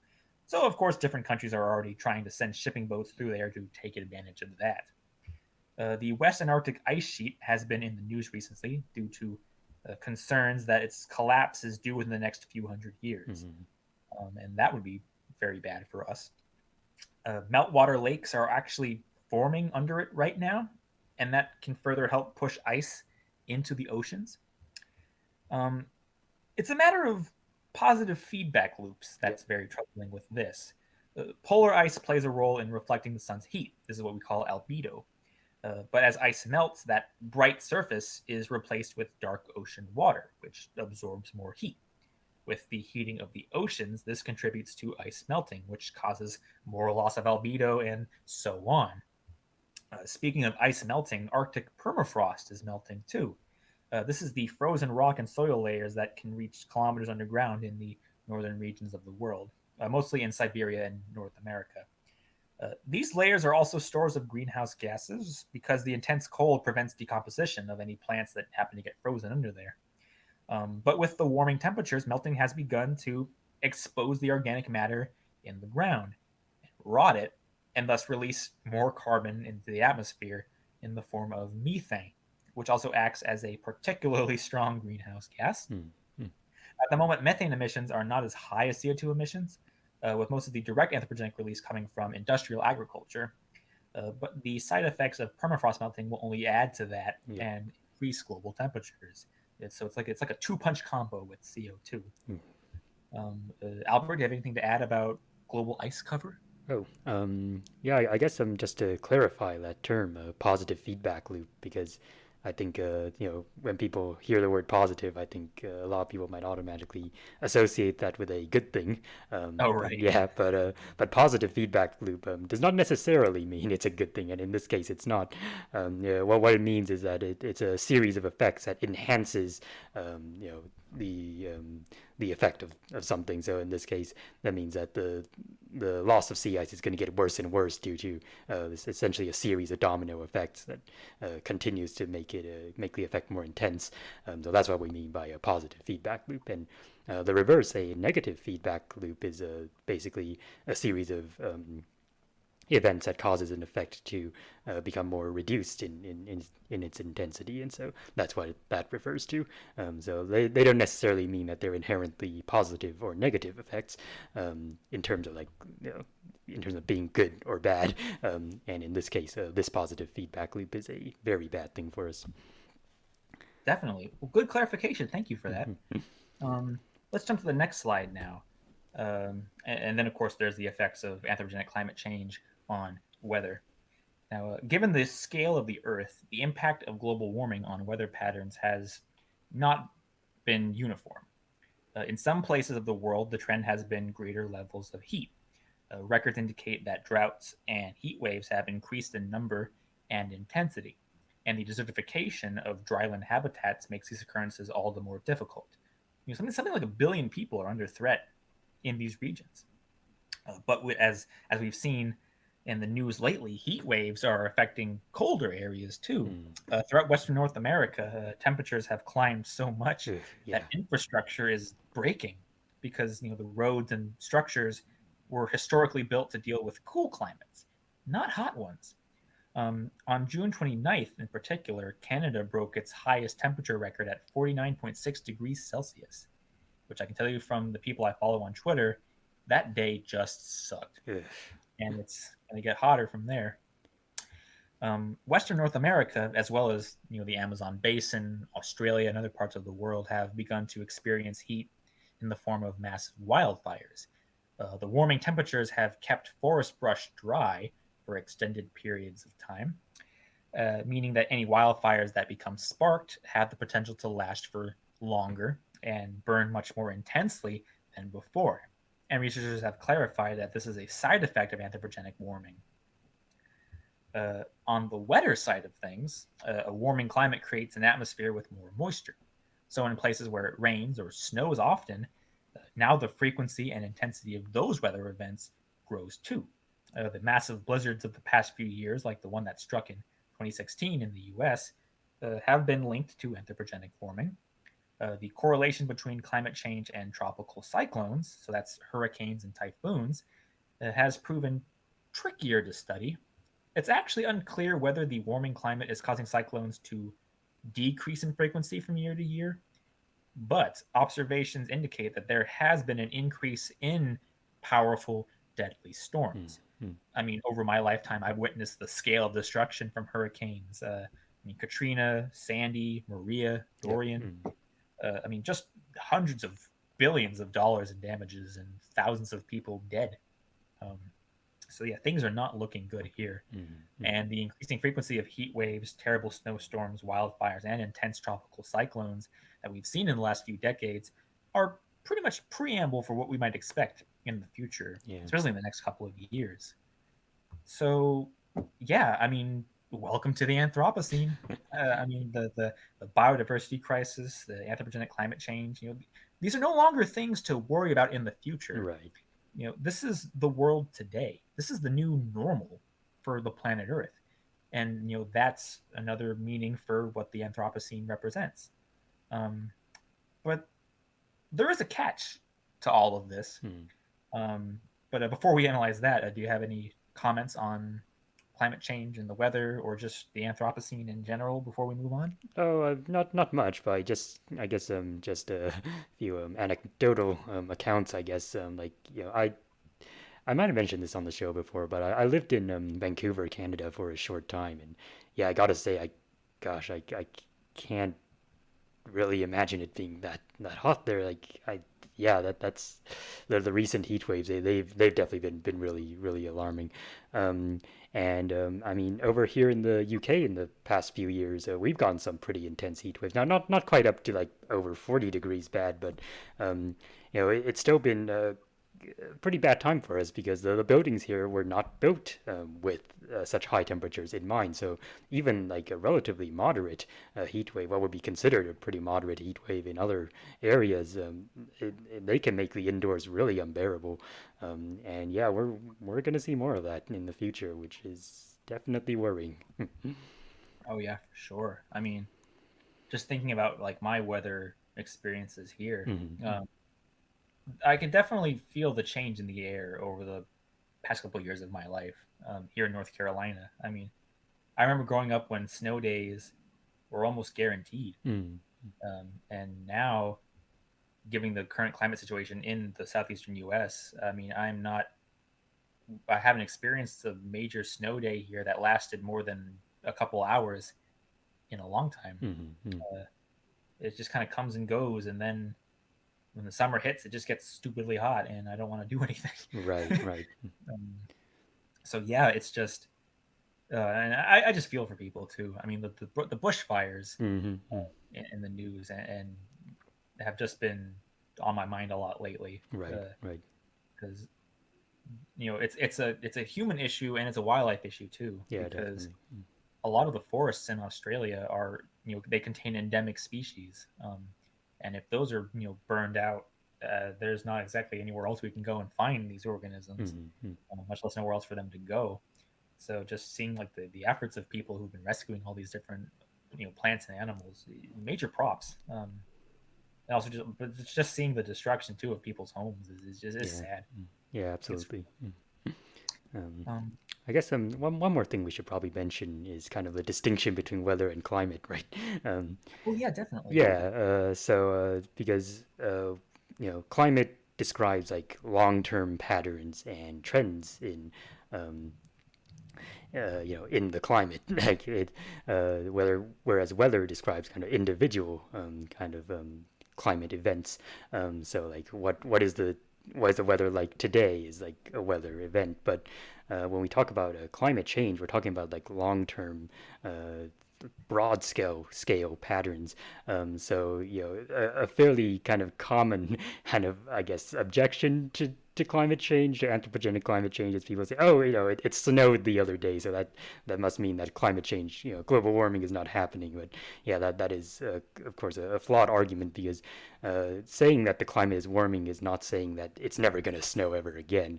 It just means Right. that statistically, the climate is overall going to get warmer, and in turn, in at these many areas, that means that probably there are going to be fewer snow days over in the overall year. Um, I think a pretty good analogy I've heard for weather versus climate is a wheel of fortune.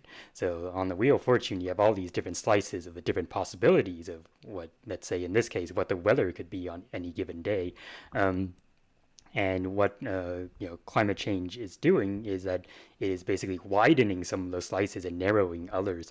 So it might make snow days less likely, not impossible, but less likely, and heat waves more likely. For example, in different areas, we'll see different kinds of effects. And so you spin the wheel of fortune, and on any given day, you might land on any of those slices, but statistically, we are going to see some types of weather more than others, and in many cases, these types of weather are going to happen in areas that have not, been prepared for them, because that's not historically the type of weather they usually experience, and that is what we are seeing today. Definitely. Yeah, I seen another analogy. I remember growing up reading about the person walking the dog. Hmm. Oh yeah. Um, and I think the first season of the new Cosmos had used this too, showing like just the distinction between climate and weather, where you have the person walking the dog, Right. Yeah. uh, on a street or wherever, and of course the dog is looking around at everything like, "Ooh, what's this? What's this?" sniffing and all that, and it's like kind of moving really erratically, while the person's staying on a its own path. It's not necessarily a straight line, but like a consistent line.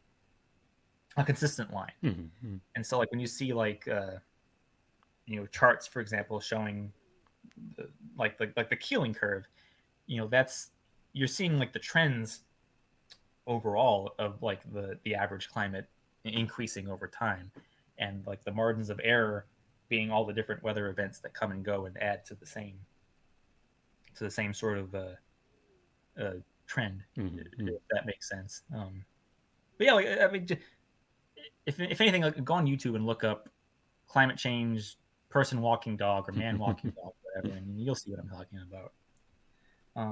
But yeah, so let's jump to the next slide here. Uh, yeah, one of the biggest criticisms of the Anthropocene as a concept is the fact that it's a bit too universal in Mm-hmm. regards to the human species. It gives the impression that humanity with a capital H is collectively responsible for the restructuring of the planet. Mm-hmm. Therefore, more extreme commentators have argued, we're this virus, we're this infection that is destroying all that's good in the world, and things would be better off if we were all gone, and soon. Uh, right away, I can tell you that this is not true. I mean the 400 Hadzabe in Tanzania, who still engage in foraging behaviors, and the higher ups at ExxonMobil are not on equal playing fields. Mm-hmm. Uh, to lump so many different groups of people, each with unequal economic systems and wealth, and try to make this an all or nothing issue is Right. irresponsible and extremely prejudiced. And I am just so sick of seeing these sorts of messages put out everywhere. Mm-hmm.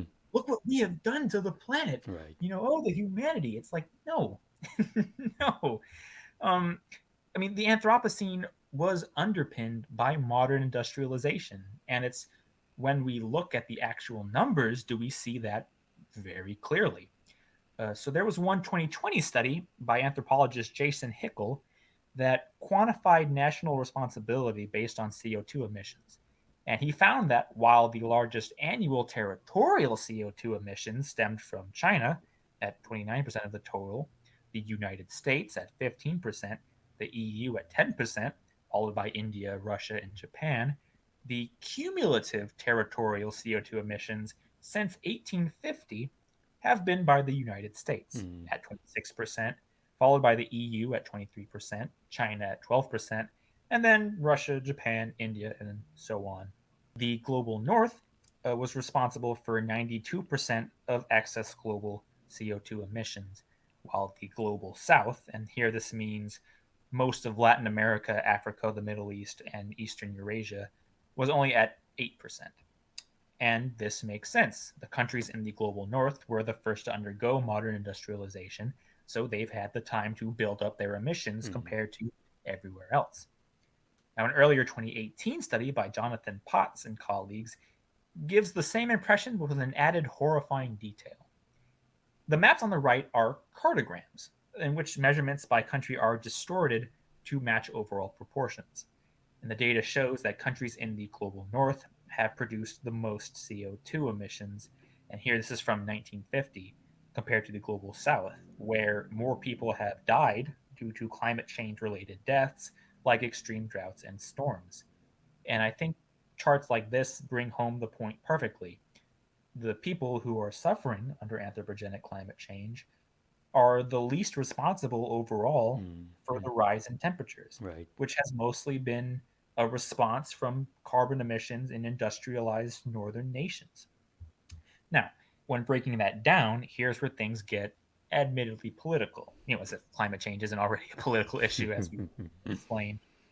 You may have heard this statistic, in the vein of, just 100 companies are responsible for over 70% of all carbon emissions.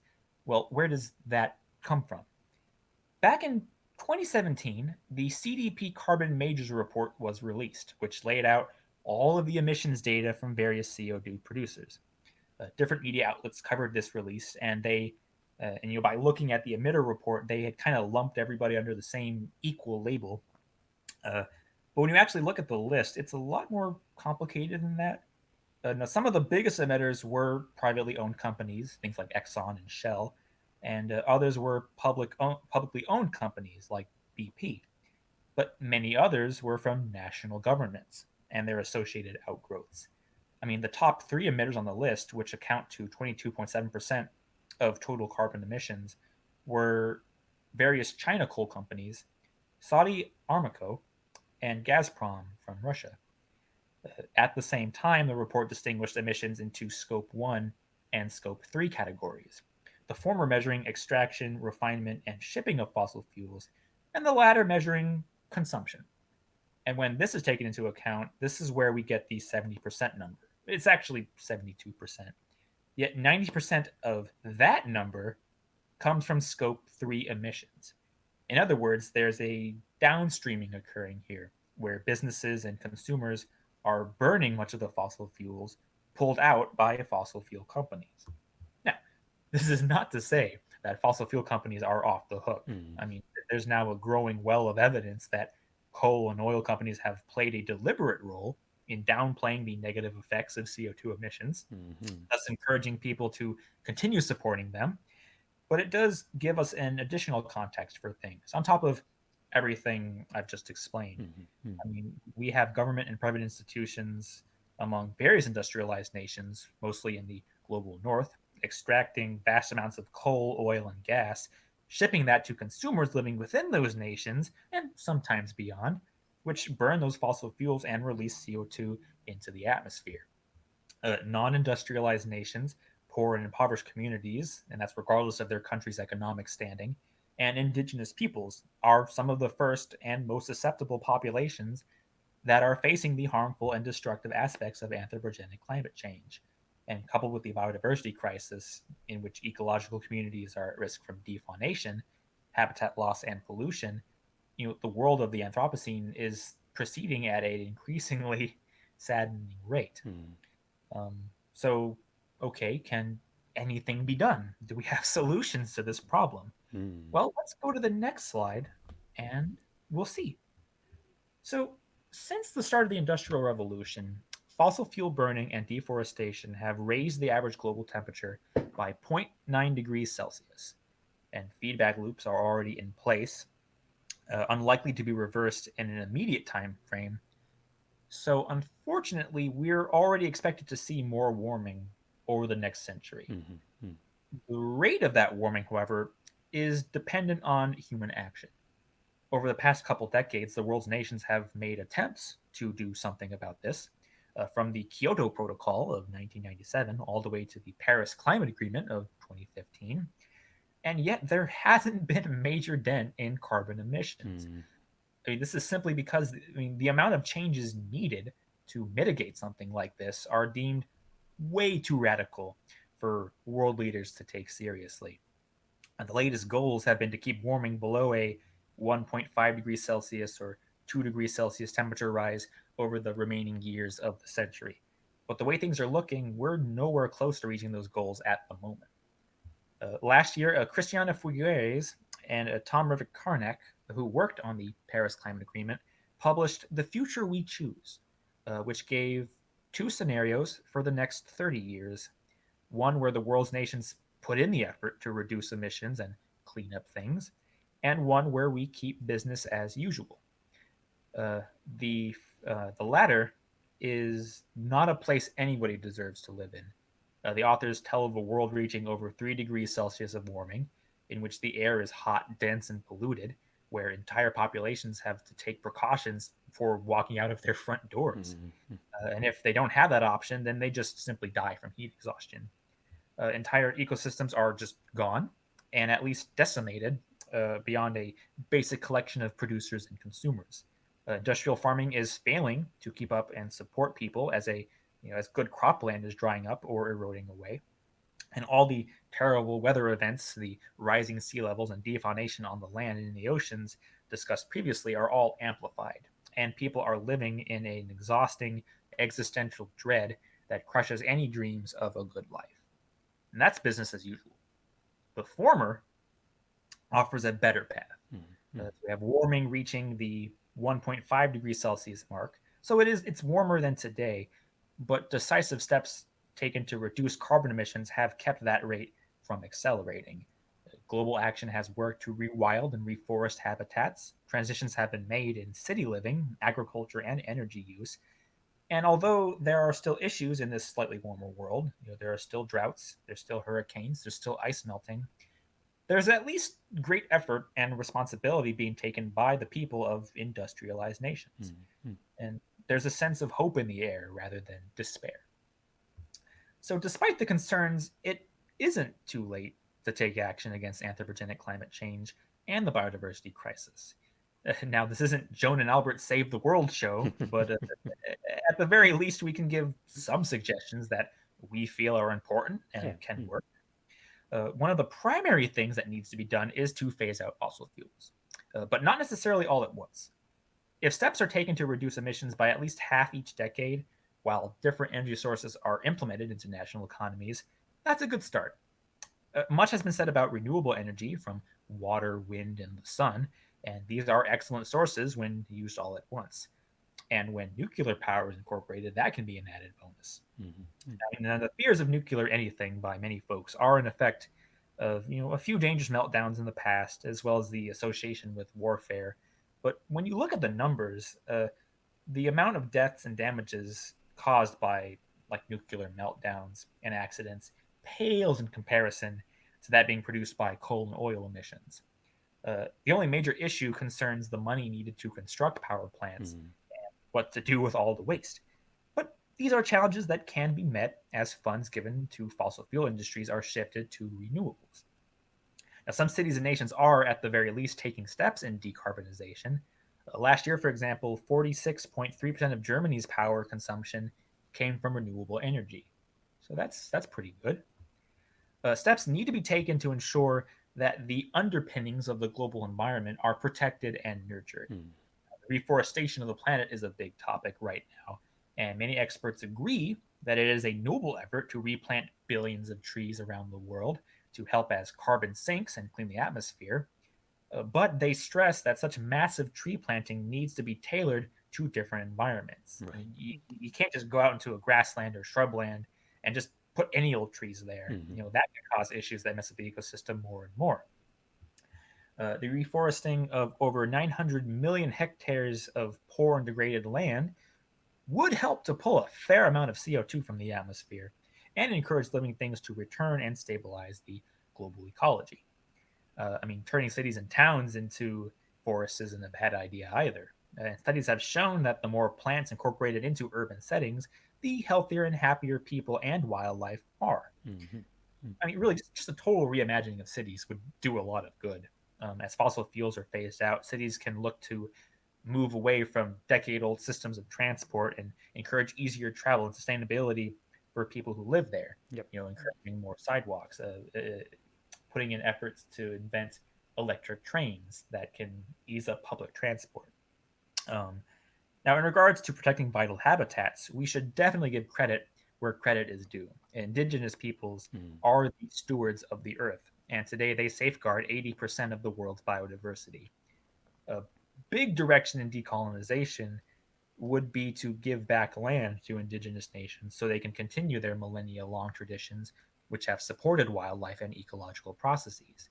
Considering the impact that industrialized nations and their ancestors have placed on the world in the last 500 years, you learn to recognize that colonization and the Anthropocene go hand in hand. Mm-hmm. To deal with the latter, you have to deal with the former. Now, given the advances in technology that humans have pushed over the years, some people suspect that we'll develop a magic bullet solution that will fix everything. Mm-hmm. Right? Carbon capture technology, for example, is being discussed a lot, where you pull CO2 directly from the air and store it underground, or you turn it into building materials. But we can't solely rely on technological developments to help Mm-hmm. fix things. It can only supplement human action. And it's increasingly possible that any technological solutions developed will be limited to people and nations that can afford them.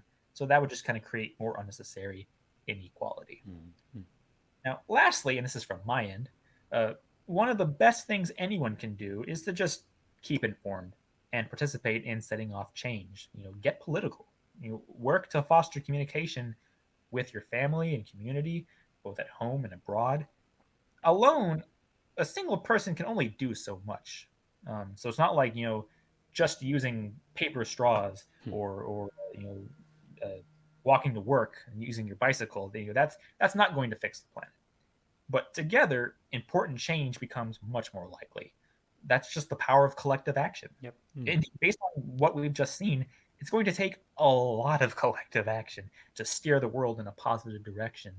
Rather than keep the status quo and continue, putting up people who desire to maintain it, sow a little chaos. The harmful nature of the Anthropocene cannot be healed by just putting a band-aid on it and calling it a day. It's going to need a conscious, evidence-based, dynamic action consistently over a long period of time. And the sooner this gets started, the better. Mm-hmm. So, Albert, are there any solutions to the Anthropocene event that I may not have mentioned that you'd like to share? um, not that it immediately comes to mind. I think those are all excellent points. I guess I'll just reinforce something you mentioned. That is, yeah, it is true that individually we can only do so much. Like our individual actions only make very very small differences. But um, you know these differences that we make can be far-reaching because I think Hank Green had a good video on this recently on his I think Vlog Brothers channel where he talks about this. Basically, if people see other people doing things about what they treat as an emergency, they will be encouraged to join in and do things about it too. And so, yeah, like you might not be making a big difference by routinely turning off your bedroom lights or walking to work and so forth. But by setting a good example for other people, you actually can spur this kind of collective action that we want to see, and that's quite empowering. Definitely. I couldn't agree more. So let's move to the next slide now. Mm, Having looked at the wider environmental changes that have occurred in recent times, mm, what about current socio-cultural trends among humans in the modern world? Well, right away, globalization has had a big impact, as discussed previously. The world is more connected than it has ever been before, as computer technology has given us high speed communication, and new modes of transportation, like commercial airliners, have allowed most areas of the world to come within reasonable reach. The intricacies of global economics means that the actions that occur in a single country can now have cascading effects across all of the others. The 2007-2008 financial crisis, as a recent example, started with banks in the United States and spread out into countries in Eurasia, Africa, and South America. And the banks had to be bailed out by their respective governments in order to keep the entire global financial system from being destroyed. mm, So errors have to be averted lest people everywhere face great risks. Globalization, interestingly, has been uneven across the world. As the influence of global powers takes hold, cultural and linguistic diversity has actually been in decline as well. Uh, as one random example, 50 to 90% of the world's languages are set to go extinct. And this is especially relevant to environmental collapse mm, because 70% of all spoken languages occur in biodiverse regions like rainforests, where practices spread by globalization of industry threaten them. So, while there is less of a worry that human culture will become overly homogenized through globalization, as is often worried by some people, there are still questions about how much of cultural diversity will be lost, or at least radically changed. Now, this is not necessarily a bad thing. I mean, cultures have changed since prehistoric times, mm, but the last thing we would want is the beautifully rich collection of human histories, knowledge, and identity being lost through careless pressure from outside powers, which have been responsible for losses in the past. mm, mm, Now, one aspect of globalization is the change in human collective learning and experience through the development of online social networks. At last count, Facebook is home to 2.85 billion active users, Twitter boasts 330 million, and Instagram is used by around 1 billion people. Now, while this means that a lot of the backlash about social media can be lessened by the realization that no, they do not represent the total human population, there are still major concerns about how people acquire and share information mm, nowadays. I mean, misinformation in the form of conspiracy theories, so-called fake news, and the like, that is a serious problem that is already harming people. I mean, people are taking supposed remedies that are making them very sick. I mean, remember when everybody was drinking bleach, mm, eating Tide Pods, and groups have emerged that are pushing strongly for genocidal actions. So the internet has given us a double-edged sword. I mean, the availability of so much information and so many people to share it with has given us the power to create new forms of knowledge and shape collective learning. But it also makes it really easy for people to cause terrible harm with mm, relative ease and anonymity. More work needs to be done to understand this relatively new force in the world, and already researchers are working to do just that. The ability for humans with like minded interests and goals to meet up online has made it easier to form bonds of solidarity. I mean, my goodness, I hesitate to think about where I'd be without my friends in the online paleo community. I mm, mean, that's where I met you, Albert. mm, Uh, yep. Mm, You're one of my dearest friends. mm, I mean, this ability has also given people more choices in their futures. I mean, you can find out about other places and decide to live there, away from your area of birth. mm, I mean, it's easy to forget that until fairly recently, most families stayed together in the same region of the world and never right. traveled too far away. I mean, they'd still be able to visit their parents and grandparents at least. But now families have been spread across the world. Just here in the US, I have one sister, as I described, 6 hours away in the same state as me. I have another all the way down in Florida, Mm, and I have relatives on both my madres y padres side living in Nevada, Pennsylvania, Nebraska, and Hawaii. mm, And this would have been very strange just a few centuries ago. right. Yeah. On top of that, more people are moving into urban settings than ever before, and from many places far away from their centers, even overseas. So multiculturalism is almost synonymous with cities nowadays. Mm-hmm. If we move to the next slide, a really exciting development in the last few centuries is the growth of medical research and Ah, yes. technology. Yeah, I mean, the role of disease in human history has been discussed a lot in the literature, and we recognize how seriously things changed following major epidemics. I mean, think about the outbreak of smallpox in Japan during the 8th century AD, or the Black Death in Eurasia in the 1340s and 50s, as well as the various diseases which contributed to the decline of Amerindian populations following European colonization. I mean, the scale of death in all these cases was astonishing. So consider nowadays, with the invention of vaccines and the spread of better sanitation practices, how many of these illnesses that used to kill thousands of people have now become treatable. Very surprisingly, bubonic plague is still around in small amounts, Yeah. but it can now be treated with antibiotics. And astonishingly, smallpox has been completely eradicated from the human population since 1977, as shown by the chart here. And Renderpest had followed suit in 2011. And current research is working hard to fight other diseases, and breakthroughs have been made. As one example, Kathleen Collins, David Sherman, and colleagues have been doing research on HIV, and they believe that they may have found a way to use an antibiotic molecule called concanamycin A to destroy infected cells, which paves the way for a possible cure for HIV. Wow. Yeah, so these are very positive signs, but we're not out of the woods yet, as Mm-hmm. the COVID-19 pandemic has blatantly shown. Right. Its transmission around the world was only possible thanks to globalization. I Right. mean, the relative ease in which humans travel globally nowadays means that transmission of disease to larger and widespread populations poses more of a risk than people have faced in the past, even with bubonic plague. Over the last 80 years or so, human rights activism has provided another positive change on the world stage, making enormous strides in highlighting and liberating oppressed groups around the world. Over the grand scheme of history, human rights have been a fairly new concept. Mm. For much of the time, I mean, the autonomy of different peoples has been controlled directly and indirectly by families, communities, and governments. In recent years, this has changed, and it's far more likely for people to take matters into their own hands or collectively. I mean, I grew up learning about the women's liberation movement Mm. and Yep. civil rights movement, but these are just the tip of the iceberg regarding the ways people around the world have fought for their rights.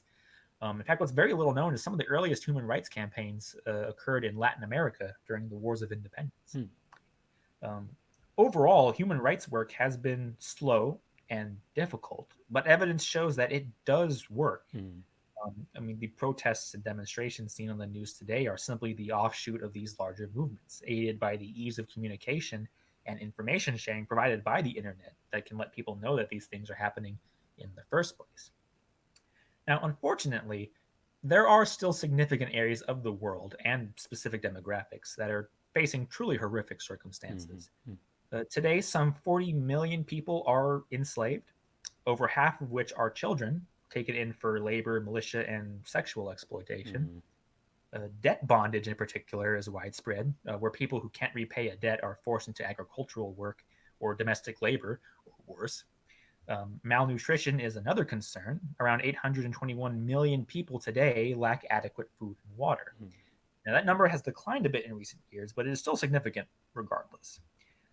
Clearly, the technological advancements that kicked up agriculture over the past 70 years have been unequally distributed, and undernourished communities simply can't afford those luxuries, having to rely on humanitarian aid sending in food. Overall, 85% of the world's population experiences some form of poverty, making less than $1.90 to $30 a day. Now, while warfare today is not of the level seen during the last two world wars, many regions continue to be engaged in deadly conflicts. Mm. There are four ongoing wars right now where around 10,000 people a year are killed, those being the wars in Afghanistan, the Mexican drug war, the Yemeni crisis, and the Tigray war in northeastern Africa. Mm. And there are at least 42 other wars going on as well. Now, regarding homicides, on average, 400,000 people die each year from them, And for some countries, that's actually the main cause of death. mm, mm, So, with things like this in mind, people have asked, has the world gotten better or worse for humanity mm, compared to what it has experienced before? Well, this is certainly a doozy of a question, and I honestly don't think it's been properly and accurately answered just yet, mm, despite recent previous attempts. yeah. Um, I mean, how do you measure something like global happiness or global freedom? How much death from wars and homicides does there need to be for one year to be less violent than the other? And of course, what about the ongoing and increasing issues of the biodiversity crisis and anthropogenic climate change? I mean, the world is certainly a much more impoverished place in this respect than it was just a few decades ago. Um, I think there are some general trends we can look at to see that things have improved. For Mm, example, advances in medicine is one great example, yep. Mm, as well as the human rights work that's been done. But I think it's a bit premature to decree things better or worse just yet. mm, mm, Maybe in another century or two, we mm, can try to crack that problem. But for now, I am a bit skeptical that we can rationally answer that question just yet. right. Mm.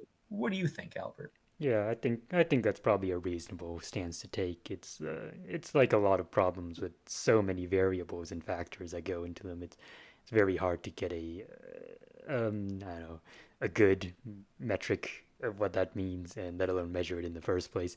Um, yeah, no, I agree. Obviously, I think definitely in some ways things are probably better for humanity overall in our modern societies, but we clearly do still have a long way to go in other areas.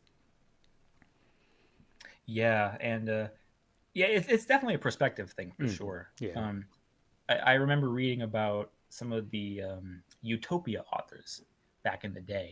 Hmm. So as the French Revolution was kicking in and the American Revolution, and all these peoples were getting liberated for the first time, a lot of writers in the intervening years had it in their minds that okay, I think we're in for something good. Hmm. Then World War One hits, and then it's like okay, but wait a minute, this is just the last stage. You gotta get a couple of punches out of the way before we can make peace, and then the world will be much better. And then that didn't happen, and World War II happened, and Hmm. now all of those authors are usually laughed at in historical circles, Right. Right. at least. Um, so yeah, even then, there were people thinking like, oh, things have gotten better than before, and then things turned downhill, and it's like, okay, well, let's reanalyze things a bit. So yeah, definitely premature. But speaking of global issues, there is one that I feel I especially need to address Mm. if we go to the next slide. Uh, Yeah. Yeah, this is a persistent topic. Um, I've outlined a little bit about how the human population has exploded at an exponential rate, mm. following a remarkably slow and steady climb throughout the Holocene epoch. It wasn't until roughly 3,000 years ago that the number of people on the Earth hit 100 million, and it was between 1500 and 1600 AD that we reached 500 million. It wasn't until 1804 that we made it to 1 billion, 1927 for 2, 1960 for 3, 1974 for 4, 1987 for 5, 1999 for 6, and 2011 for 7. Mm.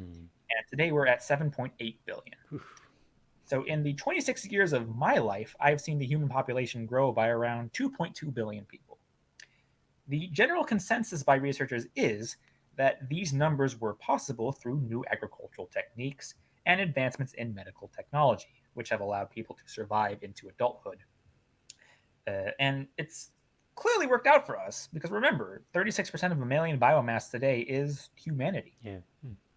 Now, however, it should be stressed that population growth has been uneven around the world. Mm. Mm. Based on current counts, most of the world's population is clustered in Eurasia and the Americas. Mm. Mm. China is currently at 1.43 billion people, India's at 1.39 billion people, and the United States has 331,000 people. Mm. Those are the top countries right now. In terms of the rate of growth, Syria and a number of African countries have the highest percentages between a 5.32 and a 2.53% increase in growth, while various island nations, like the Cook Islands, as well as many Eastern European countries and Japan, have experienced a decline in population growth between 2.46 and 0.34%.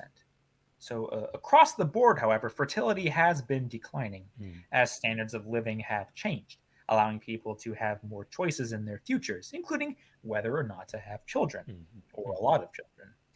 And this seems to be a general trend over time as nations undergo modernization. And this is why population growth projections show a leveling off at around 11 billion or so by the end of the century. So it's unlikely that we're going to see a population explosion in the future where there's just, 1 year it's a billion people and the next year it's a billion people. No, nothing like that. So why the worry? Has the billion strong growth we've witnessed since the 1800s had a negative effect on the global environment? Or is overpopulation a red herring? Well, based on the history of research on population growth, and I'm using that term very loosely, mm, there is a rightful cause for suspicion. mm. So, a famous name in this story is Thomas Yeah. Malthus, who was a cleric who argued in his 1798 publication an essay on the principle of population that providing aid to poor populations through food, shelter, and medicine would circumvent the so called natural laws which keep organisms in check, allowing human numbers to climb so much that they would strip the planet of resources and lead to terrible conflicts. Keep in mind, this was over 200 years ago, and in the years following Malthus's writings, his predictions failed to come true. People observed the effects of the Industrial Revolution and modernization, and they saw that improvements in living not only slowed death rates, they slowed birth rates as Mm, well, known as the demographic transition. Now, fast forward to the 1940s, and in industrial nations, there was a rise in birth rates. This is where the term baby boomer comes from. And while poorer nations like India faced a drop in death rates only. Now, these observations revitalized interest in Malthus's writings for some people because the countries with declining death rates seem to contradict the ideas of the demographic transition. And this is where we enter biologist Paul Ehrlich, uh, who took a fateful trip to Delhi, India in 1966 and observed crowded streets surrounding a barren countryside. Now, he got it in his head that the rise in population in a poor country like India was destroying everything. But little did he know that what had actually happened was that new government policies had forced people to move from the rural towns to the city to be mm, closer to work, which had overwhelmed the current infrastructure. That barren countryside was the result of a horrible war with Pakistan that caused troops to just strip the land bare. So these are all unrelated concerns. mm, mm, But unknowing of this, he returned home and began to write and collaborate with other researchers on what he called the population bomb. The inhabitants of poorer countries would grow much more rapidly in population, outstrip their resources, and then make their way to other richer countries and continue their work. It became very popular in ecological and economic circles to voice such concerns, and there were even parts of the world that were reserved for population growth. Like there are old photographs in the United States of like these vast crop fields with mm, little signs that say this space is reserved for the population explosion, so we can mm, put houses there and stuff. Um, Now, Ehrlich's work was riddled with anti-immigrant and rather racist thoughts because he was convinced that the people in poor countries were just not capable of challenging this and changing their ways in halting population growth.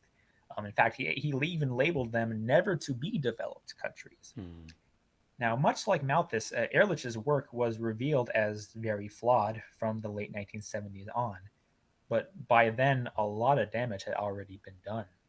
Work in various countries like India, China, and the United States, which was inspired by the population bomb book that he wrote, conducted rather inhumane population control programs that actually forced people to get vasectomies and sterilization under threat of violence. mm, And it was always for impoverished communities, never for the richer countries.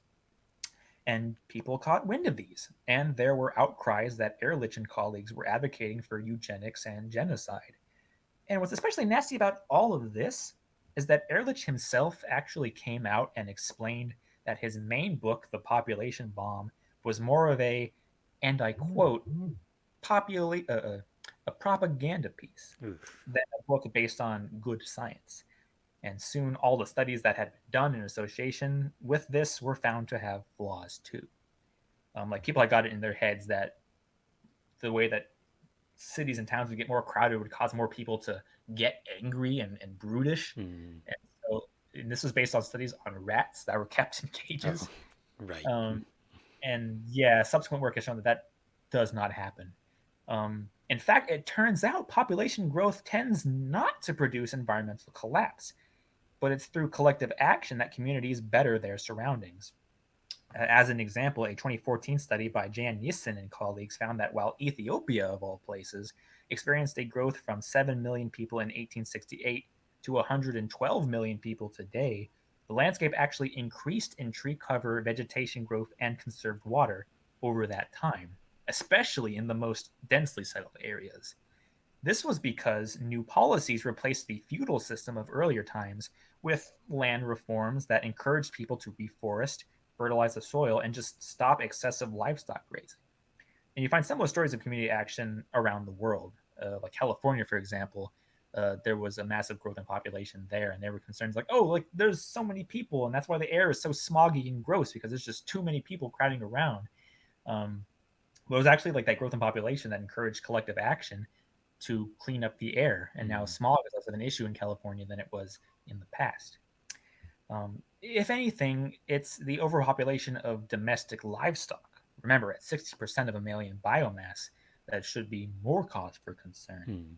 That hasn't already been made clear by the previous discussions about intensive agriculture.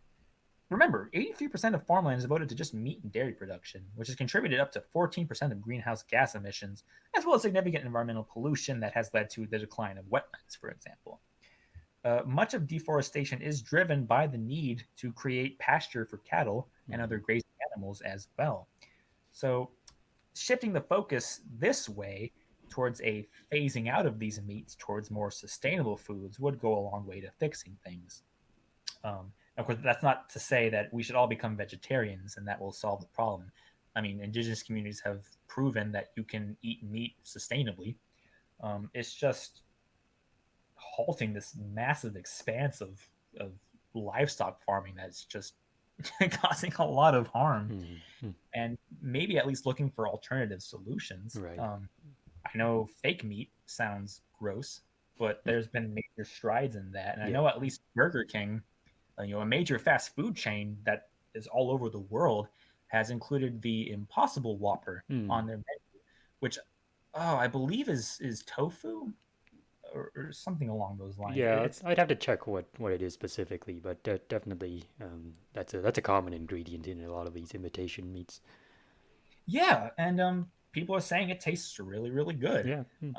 I mean, hell, if I was in charge, I'd take it a step further and just replace all the meat on that menu with, Impossible Burgers. I mean, imagine something like McDonald's doing that. Mm. What good would that do for Mhm. people? But at the end of the day, regarding humanity directly, it's more overconsumption in industrialized nations, such as the ones which release the most CO2 emissions, that should be of greater concern than overpopulation. I mean, the evidence we see shows this clearly. The way that resources are distributed in the world, the way that industrialization has allowed for well-off people to consume more than they actually need, as well as the issues related to national borders, has created serious problems associated with poverty and malnutrition. I mean, enough resources are currently being produced to feed 10 billion people Mm. right now. But the way that the world is, it gives us the impression that this is an unachievable goal Right. when that's further from the truth. I'm curious as to your thoughts about this, if you have any. Oh, I not too much. I mean, I was familiar with like I guess the general current view of this situation, but I wasn't really familiar with like the whole history behind these ideas. And yeah, that it is very illuminating to hear about them. Um, I guess the the only thing left to add is Thanos was wrong. Yeah, and that's oh my gosh, that movie. Oh, there were so many ecologists that came out and wrote Right. responses to that, explaining the current state of affairs. Because this is such a common argument, right? Right. That the only way to help the world is to just kill large numbers of people, Jeez. which is just touchy. because I mean, like even just like arguing like oh, the world is overpopulated, we need to decrease the number of people, right? Um, the question always steers, okay, well, who gets to go? Right. And then it's like, it's not usually the people that it's usually groups of people that tend to be getting the short end of the stick as far as human rights Right. abuses. So, oh, it's just insane. But yeah, like that whole history really puts it into perspective about how, I guess, manufactured would be the right word. This concern is.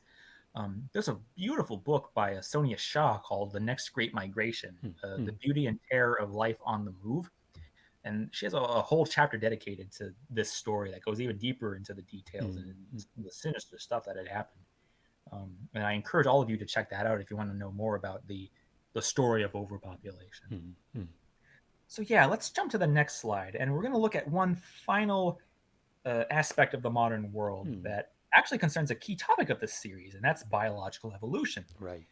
As I've demonstrated throughout this series, the hominid body has undergone quite a change in 7 million years. And from the time that Homo sapiens evolved, our overall anatomy has changed too. Jebel Earhoud from 300,000 years ago is very different from the Homo remains of 195,000 years ago, which are different as well from later remains of sapiens 60,000 years ago. Now, since then, human bodies have more or less remained the same, right? And with the amazing cultural evolution that we've experienced during the Holocene, that's basically kept us from evolving further, right? Mm. Well, if you follow this series from the beginning, you already know the answer to this question. No! We're still evolving, even today. And we've changed a fair amount in just 11,000 years. As I've mentioned, in our episode on agriculture, I mean, there's been quite a number of ways that human populations have evolved in response to that. From the lactase persistence of dairy drinking cultures, Mm-hmm. the widespread abilities of amylase processing among people who domesticated rice. There's even evidence that Neolithic peoples, having depended on processed grains for so long, actually developed an overbite because the jaw had become larger and forced the molars to protrude slightly forwards. Mm. And that gave farming peoples the ability to make new sounds with their teeth, like F's and V's. And this was all within a relatively short time frame during the Holocene, not hundreds of thousands or millions of years. Of course, some of you may be wondering, well, the diversity of human races today is surely evidence of recent evolution, too. Oof. I mean, if we all started in Africa and then spread around the world, people who stayed on different continents eventually changed their skin and hair and proportions, too, right? Well, I guess this requires a bit of a mixed answer. Uh, yeah, there has been significant geographic variation in Homo sapiens over its recent evolution, much of which we see today has only been established in the last 12,000 years or so. But given the timescales involved and the sheer scale of admixture we've gone through, to classify all of that into a collection of races is really a fool's errand. Mm. So the idea of human races as we understand them today comes from the age of European colonization. Prior to that time, people often did group themselves and outsiders together based on value judgments. It's said that some people of Han Dynasty China regarded their white-skinned neighbors to the west as comparable to monkeys, and the Muslim scholar Ibn Battuta of the 1300s did not have good things to say about East Africans. Mm-hmm. But these were rarely, if ever, given any scientific or philosophical scrutiny, and people certainly didn't blow these statements up to global proportions. So as the Europeans began to settle and establish settlements in West Africa and the Americas, and then later traveling into the Pacific and Eastern Eurasia, they were able to see for themselves the diversity of human phenotypes. It's only then that the scholars of the time began to make sense of this with our modern concepts of race, where physical traits are correlated with cultural or mental traits. Early writers include Francois Bernier in 1684, Carl Linnaeus in 1758, and Johann Friedrich Blumenbach in 1775, which paves the way for some of our modern categories. Now, to use scholarship, admittedly, is a suspect term Mm. because a lot of this work was underpinned by the early medieval concepts like the scala naturae, which was this rank-based order of nature where everything lied on the scale with God at the top and demons at the bottom. Mm-hmm. So for the Christian Europeans who used this system, they had the top billing. while their Muslim and Jewish neighbors, as well as Africans, Amerindians, and other peoples, were at lower ranks on the scale. And even as science became more secularized over time, research continued to support this notion that Caucasians, which included peoples of Southwest Asia and India, as well as Europeans, were the most highly evolved of peoples. Mm-hmm. And even within that group, there were levels of rank. So that, for example, the Nordic people of Northern Europe were supposed to be the standard of human excellence. So yeah, this racial pseudoscience became quite the ideology for many years, and this was often used as justification for colonial practices like as well as eugenics and other mistreatments. So it's by the end of the 19th century and into the 20th that anthropologists and other researchers had begun to kind of chip away at this notion of race. Charles Darwin famously decried his colleagues for not providing a consistent classification of race because the number of races proposed varied from 2 to 63. Mm-hmm. It was work by anthropologists like Franz Boas and Ashley Montagu who used modern scientific methods to show that the features used to classify peoples into different races were not as static or uniform as they once believed. Mm-hmm. Human physiology is pretty plastic, and it varies depending on how mutations appear and spread throughout the population based on the adaptations to the environment. Indeed, traits like skin color have been shown to be dependent on levels of latitude and climate, with a balance that must be achieved in retaining the ability to produce vitamin D and preventing the breakdown of folic acid, both of which are necessary for reproduction. Mm-hmm. So that's why darker skinned peoples tend to be found in tropical climates, while lighter skinned peoples tend to be found in temperate or boreal climates.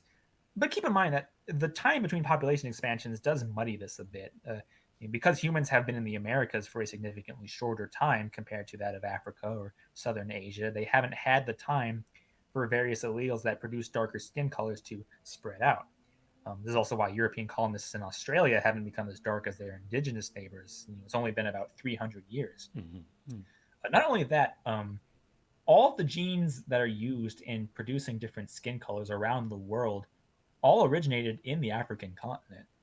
So, and it just gets expressed in various ways depending on which happens to have more survival advantages in given environments. Mm-hmm. So yeah, recent attempts to try to keep race as a concept try to go the medical route. You may have heard things like, "Oh well, sickle cell anemia is a black disease," Mm-hmm. but that's not true.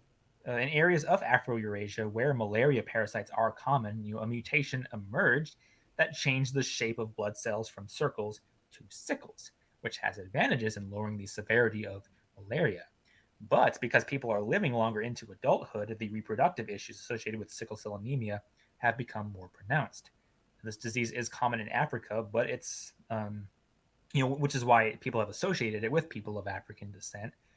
But it's also distributed in the Mediterranean, and until recently was found in France and Spain, as well as India and Southwest Asia. So it doesn't correlate with concepts of race. Mm-hmm. Not only that, the genes associated with sickle cell anemia are not uniformly distributed in these places either. You'll often find that two communities of people who live like as neighbors in a malarial area will not share that trait between them. So, like one group will have the sickle cell gene and another will not, Mm-hmm. despite the fact that you're living in a place with malaria. Um, and the same goes for notions of mental characteristics of race too. This is all a bunch of bullshit. People have tried to make arguments that intelligence quotients or IQ varies among claimed human groups. I don't have time to go too deep into that, but just kind of summarize. The most recent scholarship indicates that IQ actually doesn't do a very good job in measuring intelligence, and by its history, it's a very biased approach. The scores that have emerged that proponents have argued line up with racial categories say more about socioeconomic status and access to resources than deep ancestry. Mm-hmm. And it's especially interesting when you hear people say, "Oh well, whites have greater IQ scores than blacks do. That's just part of ancestry." And yet, when you look at the genetic history of like the United States, I mean, there's been admixture between people of European and people of African descent that are being used in these studies. So already your position is flawed Mm-hmm. because you know these are not um you know Discrete kind of yeah, exactly. groups. um Yeah. Mm-hmm.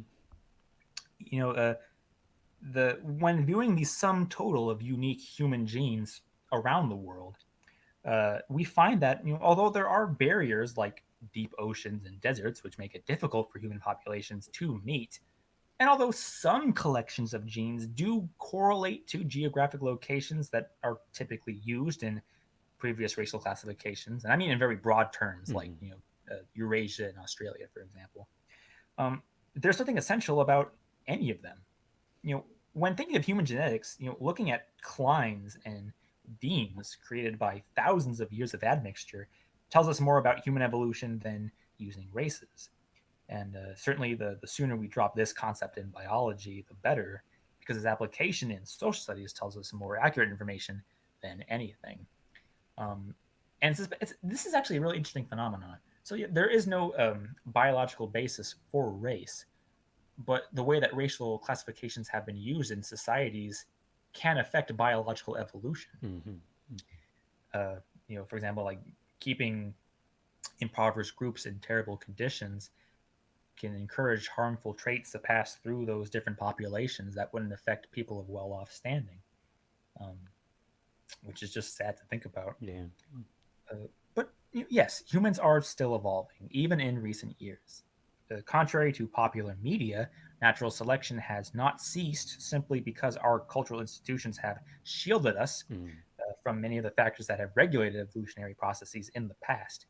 More often than not, culture has aided evolution in more ways than one.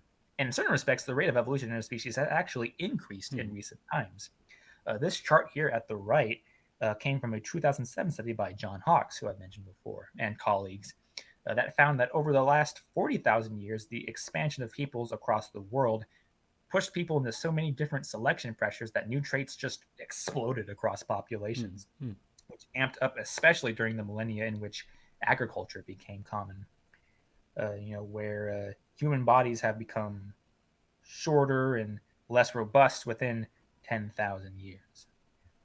Looking far forward in time, the average height of Homo sapiens has actually started increasing again, going from 165 centimeters to 175 centimeters in just 600 years. Mm. And this is because of better living standards, allowing people access to better foods and health services, which eliminates the stunting that malnutrition creates.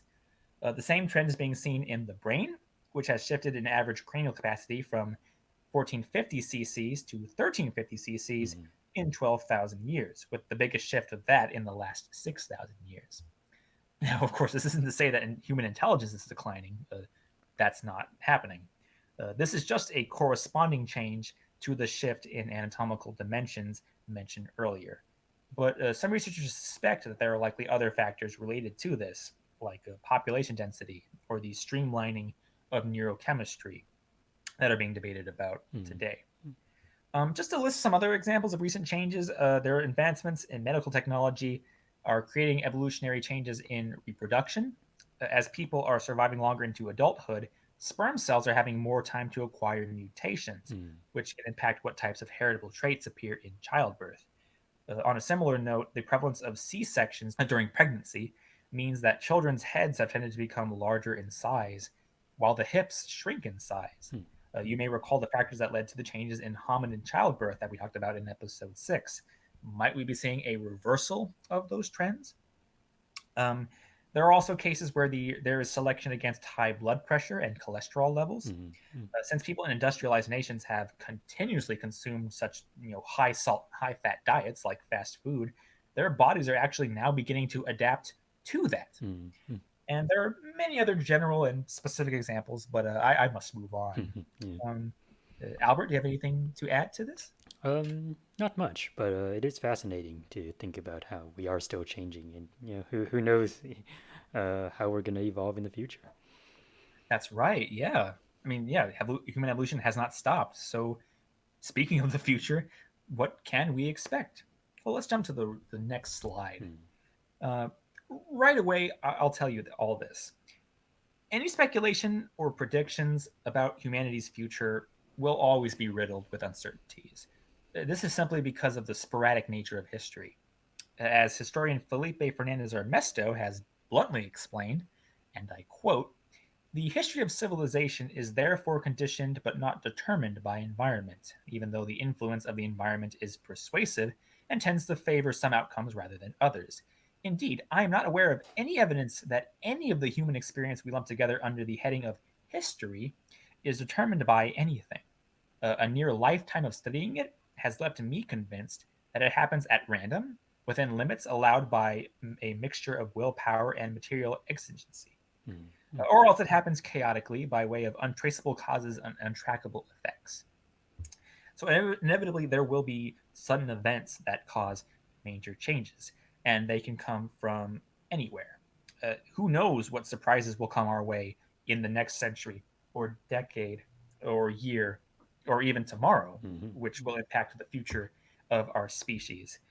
At best, we can only extrapolate from current trends and give our best guesses. Now, right now, the biggest factor that will shape the future of our species is the impact of the Anthropocene, specifically the biodiversity crisis and anthropogenic climate change. Mm-hmm. Homo sapiens grew up in a remarkably different world with a rich diversity of species and widespread environments in which we were able to take care of ourselves. Now that the world is becoming more impoverished in this respect, with less and less wildlife and ecologically stable habitats every year, it's questionable how well we can continue to survive and care for ourselves. As described earlier by my summary of Figueres and Rivett Carnack's 2020 book, The Future We Choose, we're either in for an increasingly difficult future within our lifetimes, should we keep business as usual, or if we put in the effort to change things for the better, we can expect a less difficult but more hopeful outcome. That's really what we're looking at right now.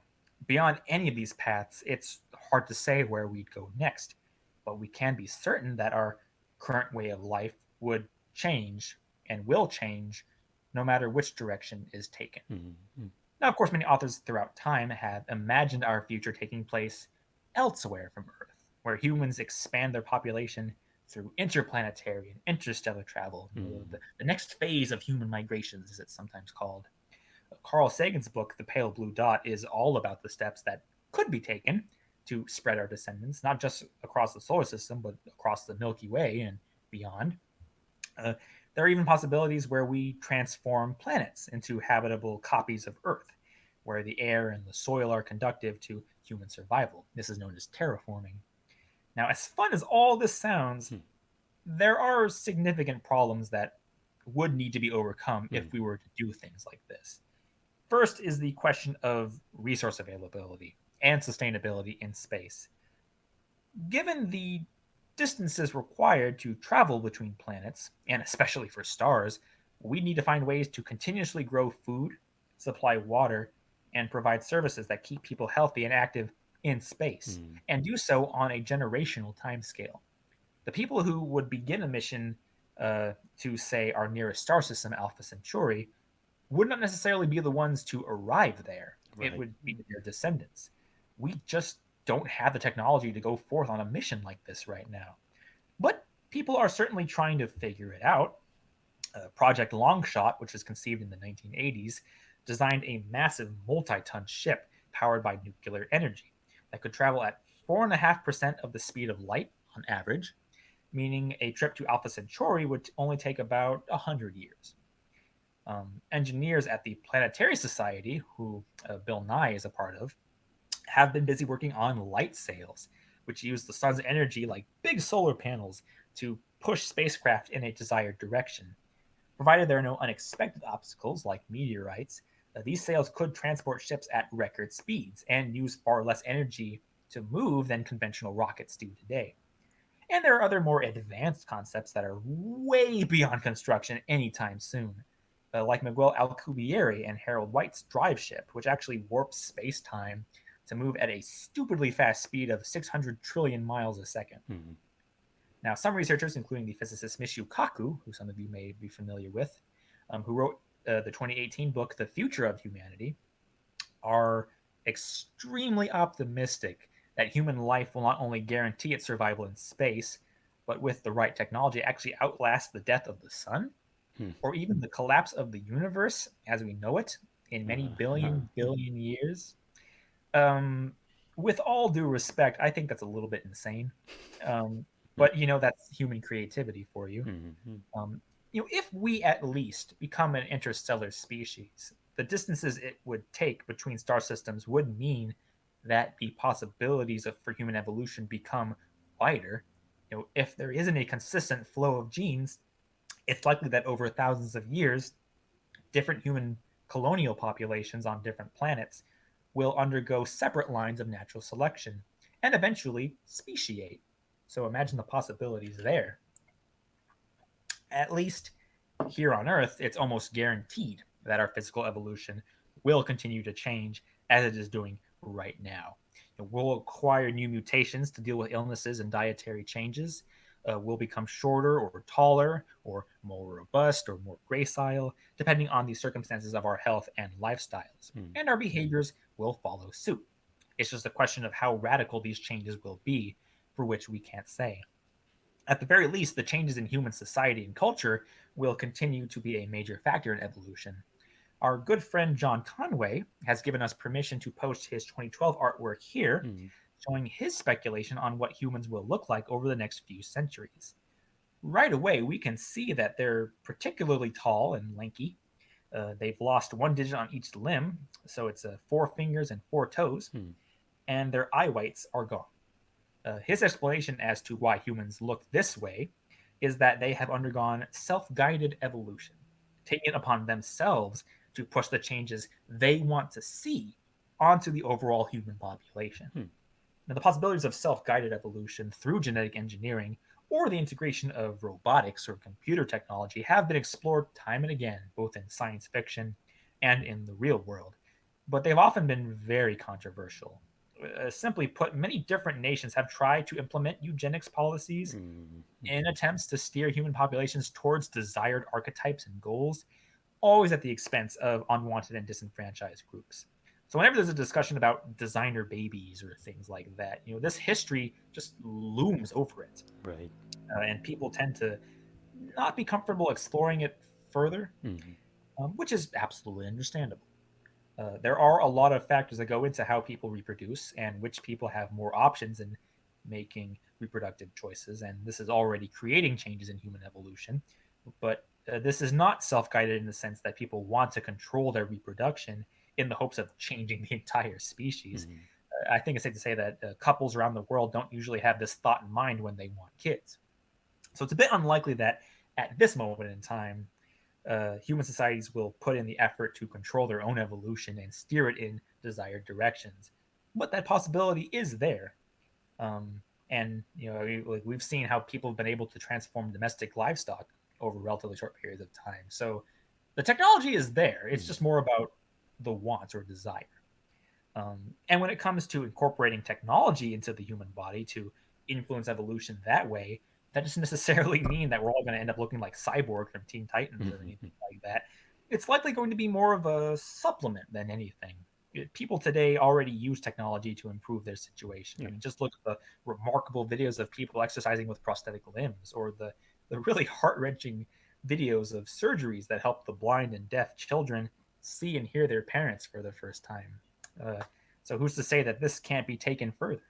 The biggest hurdle in merging robotics technology with evolutionary processes would be to design machines that grow, reproduce, and evolve like living organisms.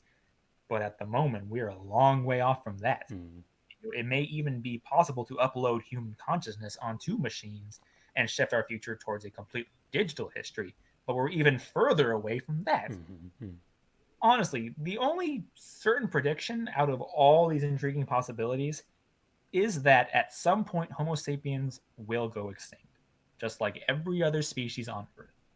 Either we will have evolved into something else, or we will have been taken out by natural processes, or even our own doing. Mm-hmm. Right. What that means for us will depend on our circumstances. Personally, the worst fate I can imagine for the human species is think of a single individual, the last member of Homo sapiens, sitting to themselves somewhere on Earth or on a far off planet, and in deep contemplation and thinking, things could have been better. Mm-hmm. Well, things can be better for Mm-hmm. us.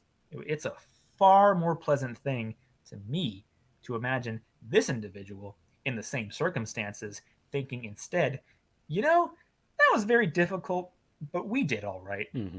Right. That's a far more meaningful conclusion to the human story. Yeah. And you know what? Speaking of meaning, as we move to the next slide Mm-hmm. and the final subject of this series, we Mm. return to the question that started all of this. Yeah. What does it mean to be human? Now that we've explored 66 million years of primate evolution, almost 30 million years of ape evolution, 7 million years or so of hominid evolution, 2.8 million years of the genus Homo, and over 300,000 years of Homo sapiens, are we now in a position to answer this question? Mm. Well, this question I think can be better explored by breaking it down into two parts. First of all, what is the goal of anthropology? People have been studying people since before the field had a name, back to the time of Herodotus and beyond. Modern anthropology, as recognized by scholars today, stems from work done in the late 19th, early 20th century, as researchers were trying to understand and record the rapidly vanishing cultural diversity of indigenous groups as colonialism was reaching its peak. Today, it's a vast umbrella field encompassing all humans and all ways of thinking about humans. Anthropology works hand in hand with biology, psychology, sociology, economics, world history, philosophy, and more. It's a way to bring context into the things we take for granted, to go beyond common sense and show that humans in their creativity have crafted many different solutions to the same problems.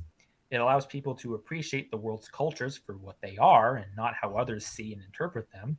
And it demonstrates that there are no typical humans. There's no Mm. typical societies. There's no typical belief systems. And especially, there's no absolute truths.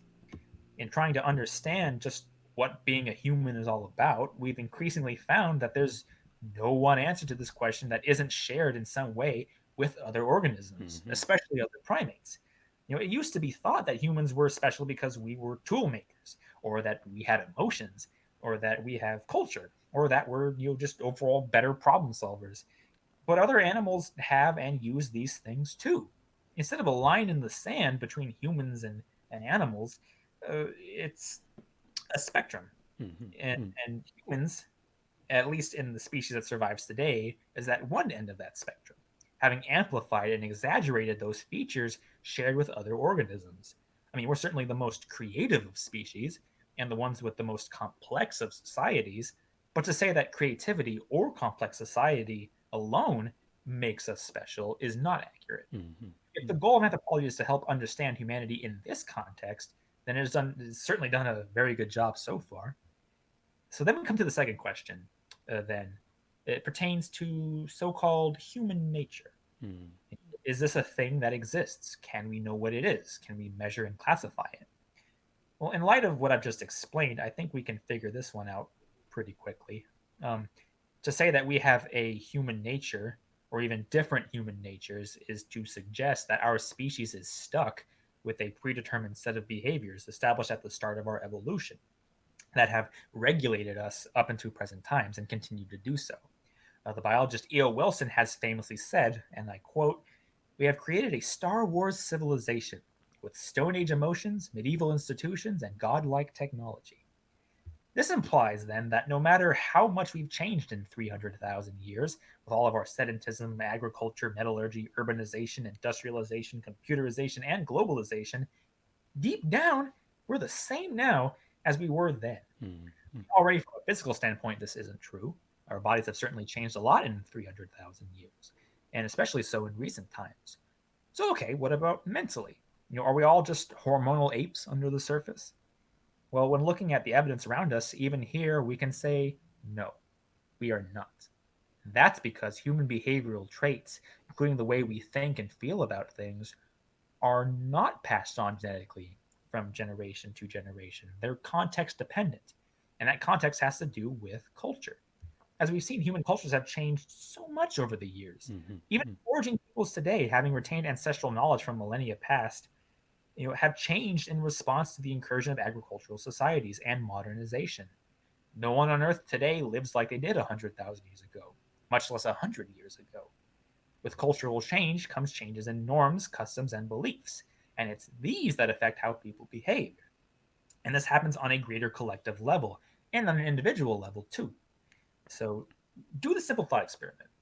If one factor of your life was different, you went to a different school, or you lived in a different city, or you were raised by your aunt or uncle instead of your parents, how different would you be today? Mm-hmm. You think the same way that you do? Would your most cherished beliefs be there at all? Would your current self meet this alternative self and recognize them? In shaping the human species, genes and environment play equally important interconnecting roles. The whole nature versus nurture debate is Mm-hmm. a farce. Don't buy into it.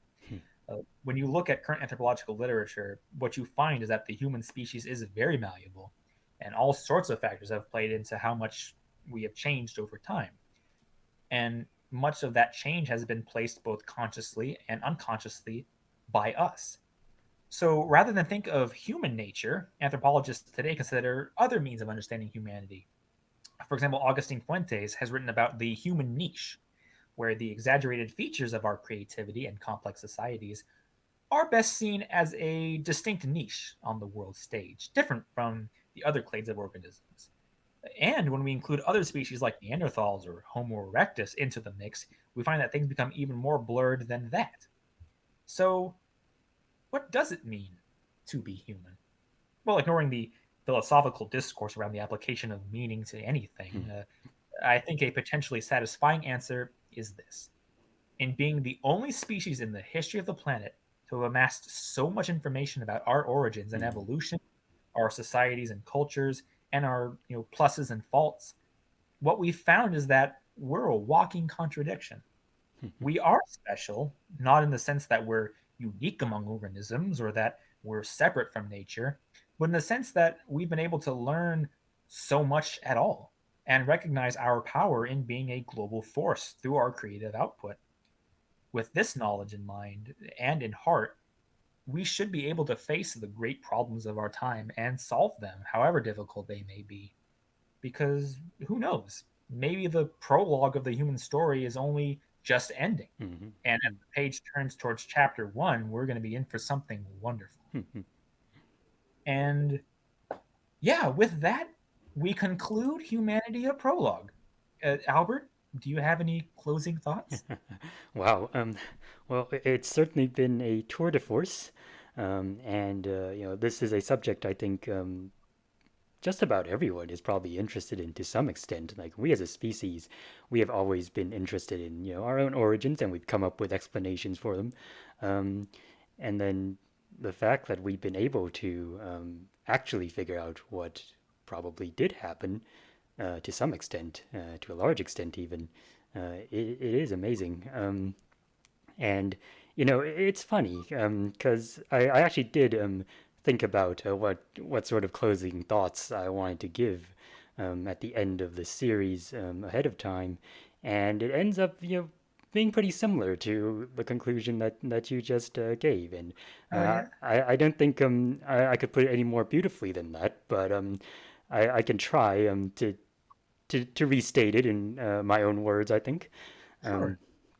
yeah, so I think it is um, it is true that we are an extraordinary species. Just look at everything that we've done and everything we've achieved, and part of what's extraordinary about us is the fact that we've been able to figure out everything that we've discussed in this series. Um, but at the same time, it's this knowledge that also gives us the humility, I think, to realize that we also share kinship with all the other species on Earth, let alone all the other peoples on Earth. And the fact that if we wanted to, we could give a comparably kind of detailed account of the evolutionary history of every other species on Earth, and it Mm. would probably be just as interesting and as eventful as our own. Of course, that doesn't mean we know everything about the evolution of every species, far from it at the moment, but if we put the effort into doing so, we probably could figure out all of those different stories. And um, not only that, but uh, we also have received the understanding that maintaining, um, you know, the biodiversity of life on Earth is critical to our own survival, um, and that it is important for us to do what we can to ensure that. And in that way, it is also empowering because yet another thing we have learned is that we know that with um, our skills that we have evolved and developed over our own evolutionary history, the things that we have become very good at, um, things like problem solving or learning and teaching others, transmission of information, communicating with one another, and of course cooperating with one another, we can create a world that is um, better for everyone and everything living on Earth, and that is really amazing to think about. Um, so I guess as a final kind of treat, I guess, may I sing another song? Yeah, go for it. I love this All song. right, let me see. I did not rehearse this beforehand because I didn't have time, but we'll see how it goes. Sure. All right. Hmm. Since we first appeared on this watery planet, we thought of ourselves somehow chosen and blessed. We looked at this world and assumed that we ran it. But wouldn't a touch of humility be best? Let's think zoological act, zoological link, the biological facts. It's not illogical to think mythological, behave anthropological, but at the end of it all, we are not the prodigal sons. There is no planet B, so how hard can it be to avert calamity for all of humanity? We need some amity for our animal family. Anthropocentricity is the gravest calumny. We are related to the birds, we're related to the bees, we're related to the bugs, we're related to the trees, we're related to bacteria and to the manatees, and our closest relations are the chimpanzees. So let's think zoological act, zoological make, a zoological pact with zoological earth that will take care of it, repair the wear and tear of it, not just say a prayer for it, but promise we'll be there for it. Think zoological, tame our technological traits. It's not impossible if we give a toss, it'll take more than symbolic acts if we are to see impacts, but facing up to the facts is a skill our species lacks. We are related to the birds, we're related to the bees, we're related to the bugs, we're related to the trees, we're related to bacteria and to the manatees, and our closest relations are the chimpanzees. The facts, no matter how you twist 'em, show us that the Earth's a synergistic system, each bit reliant on all the other bits, an 8 million piece jigsaw into which our species fits, far more snugly than our fellow man admits, if you judge by all the crimes against nature he commits.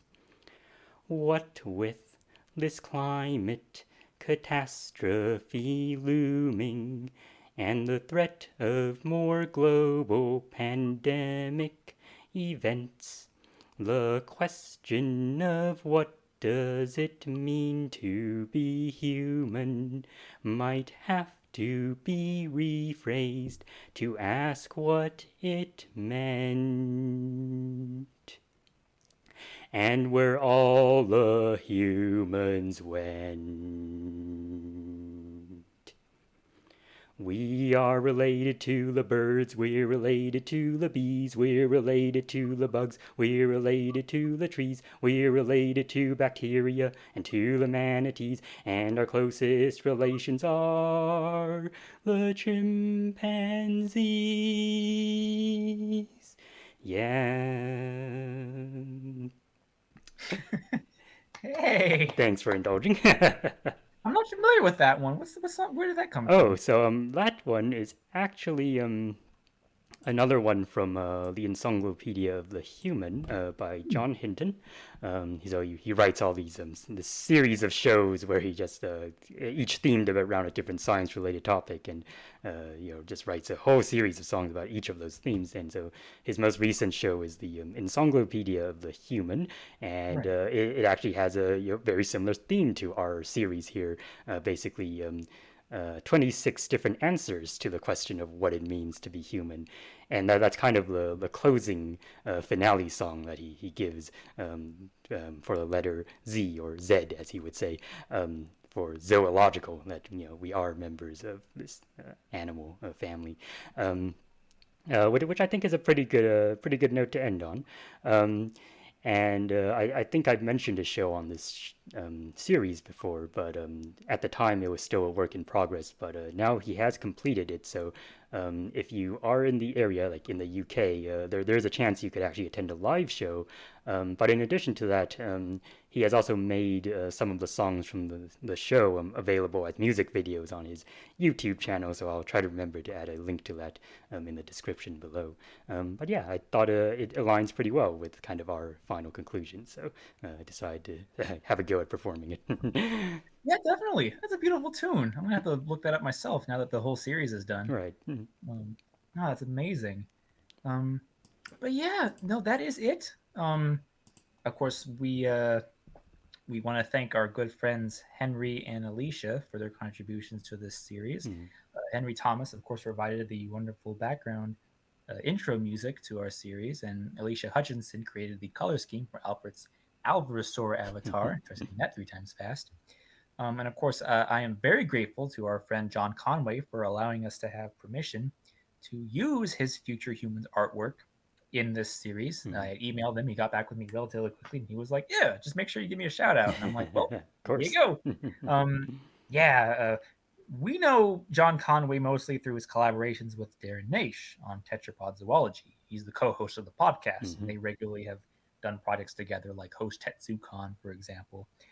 And he is a really accomplished artist. I mean, his dinosaur artwork is some of my favorites. I mean, just for the realism and the creativity behind it. Oh, there's one piece with troodons, Mm. which are the theropod dinosaurs, and they're under this huge pink magnolia tree, Ah, which is yes. just beautiful. Mm. Um, so he's on Twitter as well as Mastodon, as he calls it, which is kind of like a more secure social media site, Mm. like a Twitter without all the bullshit. Right. And he does have an official portfolio website where you can check out his pieces in really good quality, including the Future Humans one. Mm. We will be sure to link all of those too, as well as his Patreon, if you want to support his artistic endeavors. And of course, oh my goodness, uh, thank you to all of our wonderful viewers, past and present, and future. I mean, my goodness, this series has proven to be a major success for the channel, amassing thousands of views over the past year of releasing episodes. And I mean, that number has just been climbing. To date, the Neanderthal and Denisovan episode has proven to be the most popular. Right.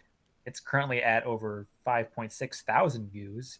And I think this is to say has no doubt been an introduction to Through Time and Clades for many people, if not humanity, a prologue. Mm. And for that, I think we are truly grateful. And we appreciate all the comments, all the critiques, all the views, all the shares, and just being really wonderful. I mean, we do this show for us and we do it for all of you as well. It's just been a wonderful experience. Mm. Um, and of course, you can follow us on Twitter for updates. There will be more at Time and Clades. No doubt you're probably listening to us on YouTube, so that's our page Through Time and Clades. If you have any questions for the show, compliments, questions, concerns, input, and or advice, as Corey Coleman would say, you can leave comments on our episodes or just send to our email, timeandclades@gmail.com. And of course, you can see the description for the links to our reference document for all the different sources for this episode. Quite a number of disparate papers relating to all sorts of things about Mm. the Anthropocene, Yep. including a number of books I would recommend that I've owned and I've enjoyed over the years, as well as other papers and stuff. And right away, I feel I need to make a special announcement. Mm. At some point soon, maybe within this month, Humanity a Prologue will be due for an updates episode. Mm-hmm. A lot has changed already in just the past year in the field of paleoanthropology and related disciplines. Right.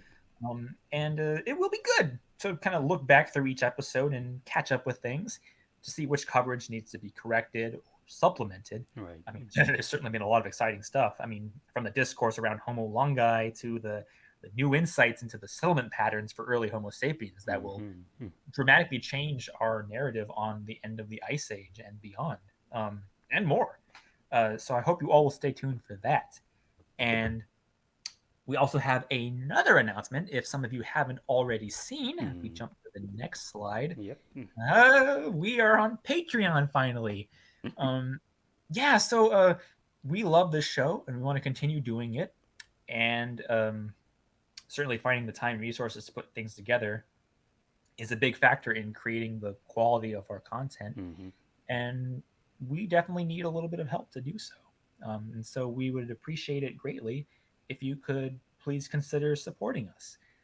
We are patreon.com/time and clades. Uh, there's a system of tiers you are more than welcome to try out, or you can donate however little amount you would like. Every little bit helps. Mm-hmm. Um, for our tiers concerned, depending on which one you pick, you'll have the opportunity to be mentioned in episodes. You might even get a say in what kinds of topics we talk about. So that's very exciting. So looking to kind of bring more collaboration with our audience into this series. And of course, your contributions will help us continue this series and develop new projects and expansions, which we can't talk about yet, but we've been talking, and I Mm-hmm. think it's safe to say we have some very fun plans for where Through Time and Clades can go, and I we can make this big. Um, and so any little bit from you lovely people would help tremendously. Um, and with that, that's all my announcements. Albert, do you have anything else to throw in? Huh. No, I think you covered these announcements pretty well. I guess all that's left to say is what to expect for next week. And we're going to be coming back to my series again. Um, so my series is not quite ending just yet. It's going to go on for a couple episodes longer, but we are approaching the ending. And so, in the next episode of Dinosaurs: The Second Chapter, my series on bird evolution, we're going to talk about the parrots and the falcons, which are two groups that people didn't realize were closely related, but actually are. Um, and they each have some very interesting adaptations, so I can't wait to go into those. Oh, that sounds exciting. Oh, I love parrots. They're wonderful. Yeah, well, we're definitely looking forward to that. But until then, thank you all so much for going on this insane journey of 66 million years and looking at the human story. As I said, there's going to be more anthropology where that came from Mhm. and then some. So until then, I hope you all have a wonderful rest of your day, and we will see you next time. Take care, everybody.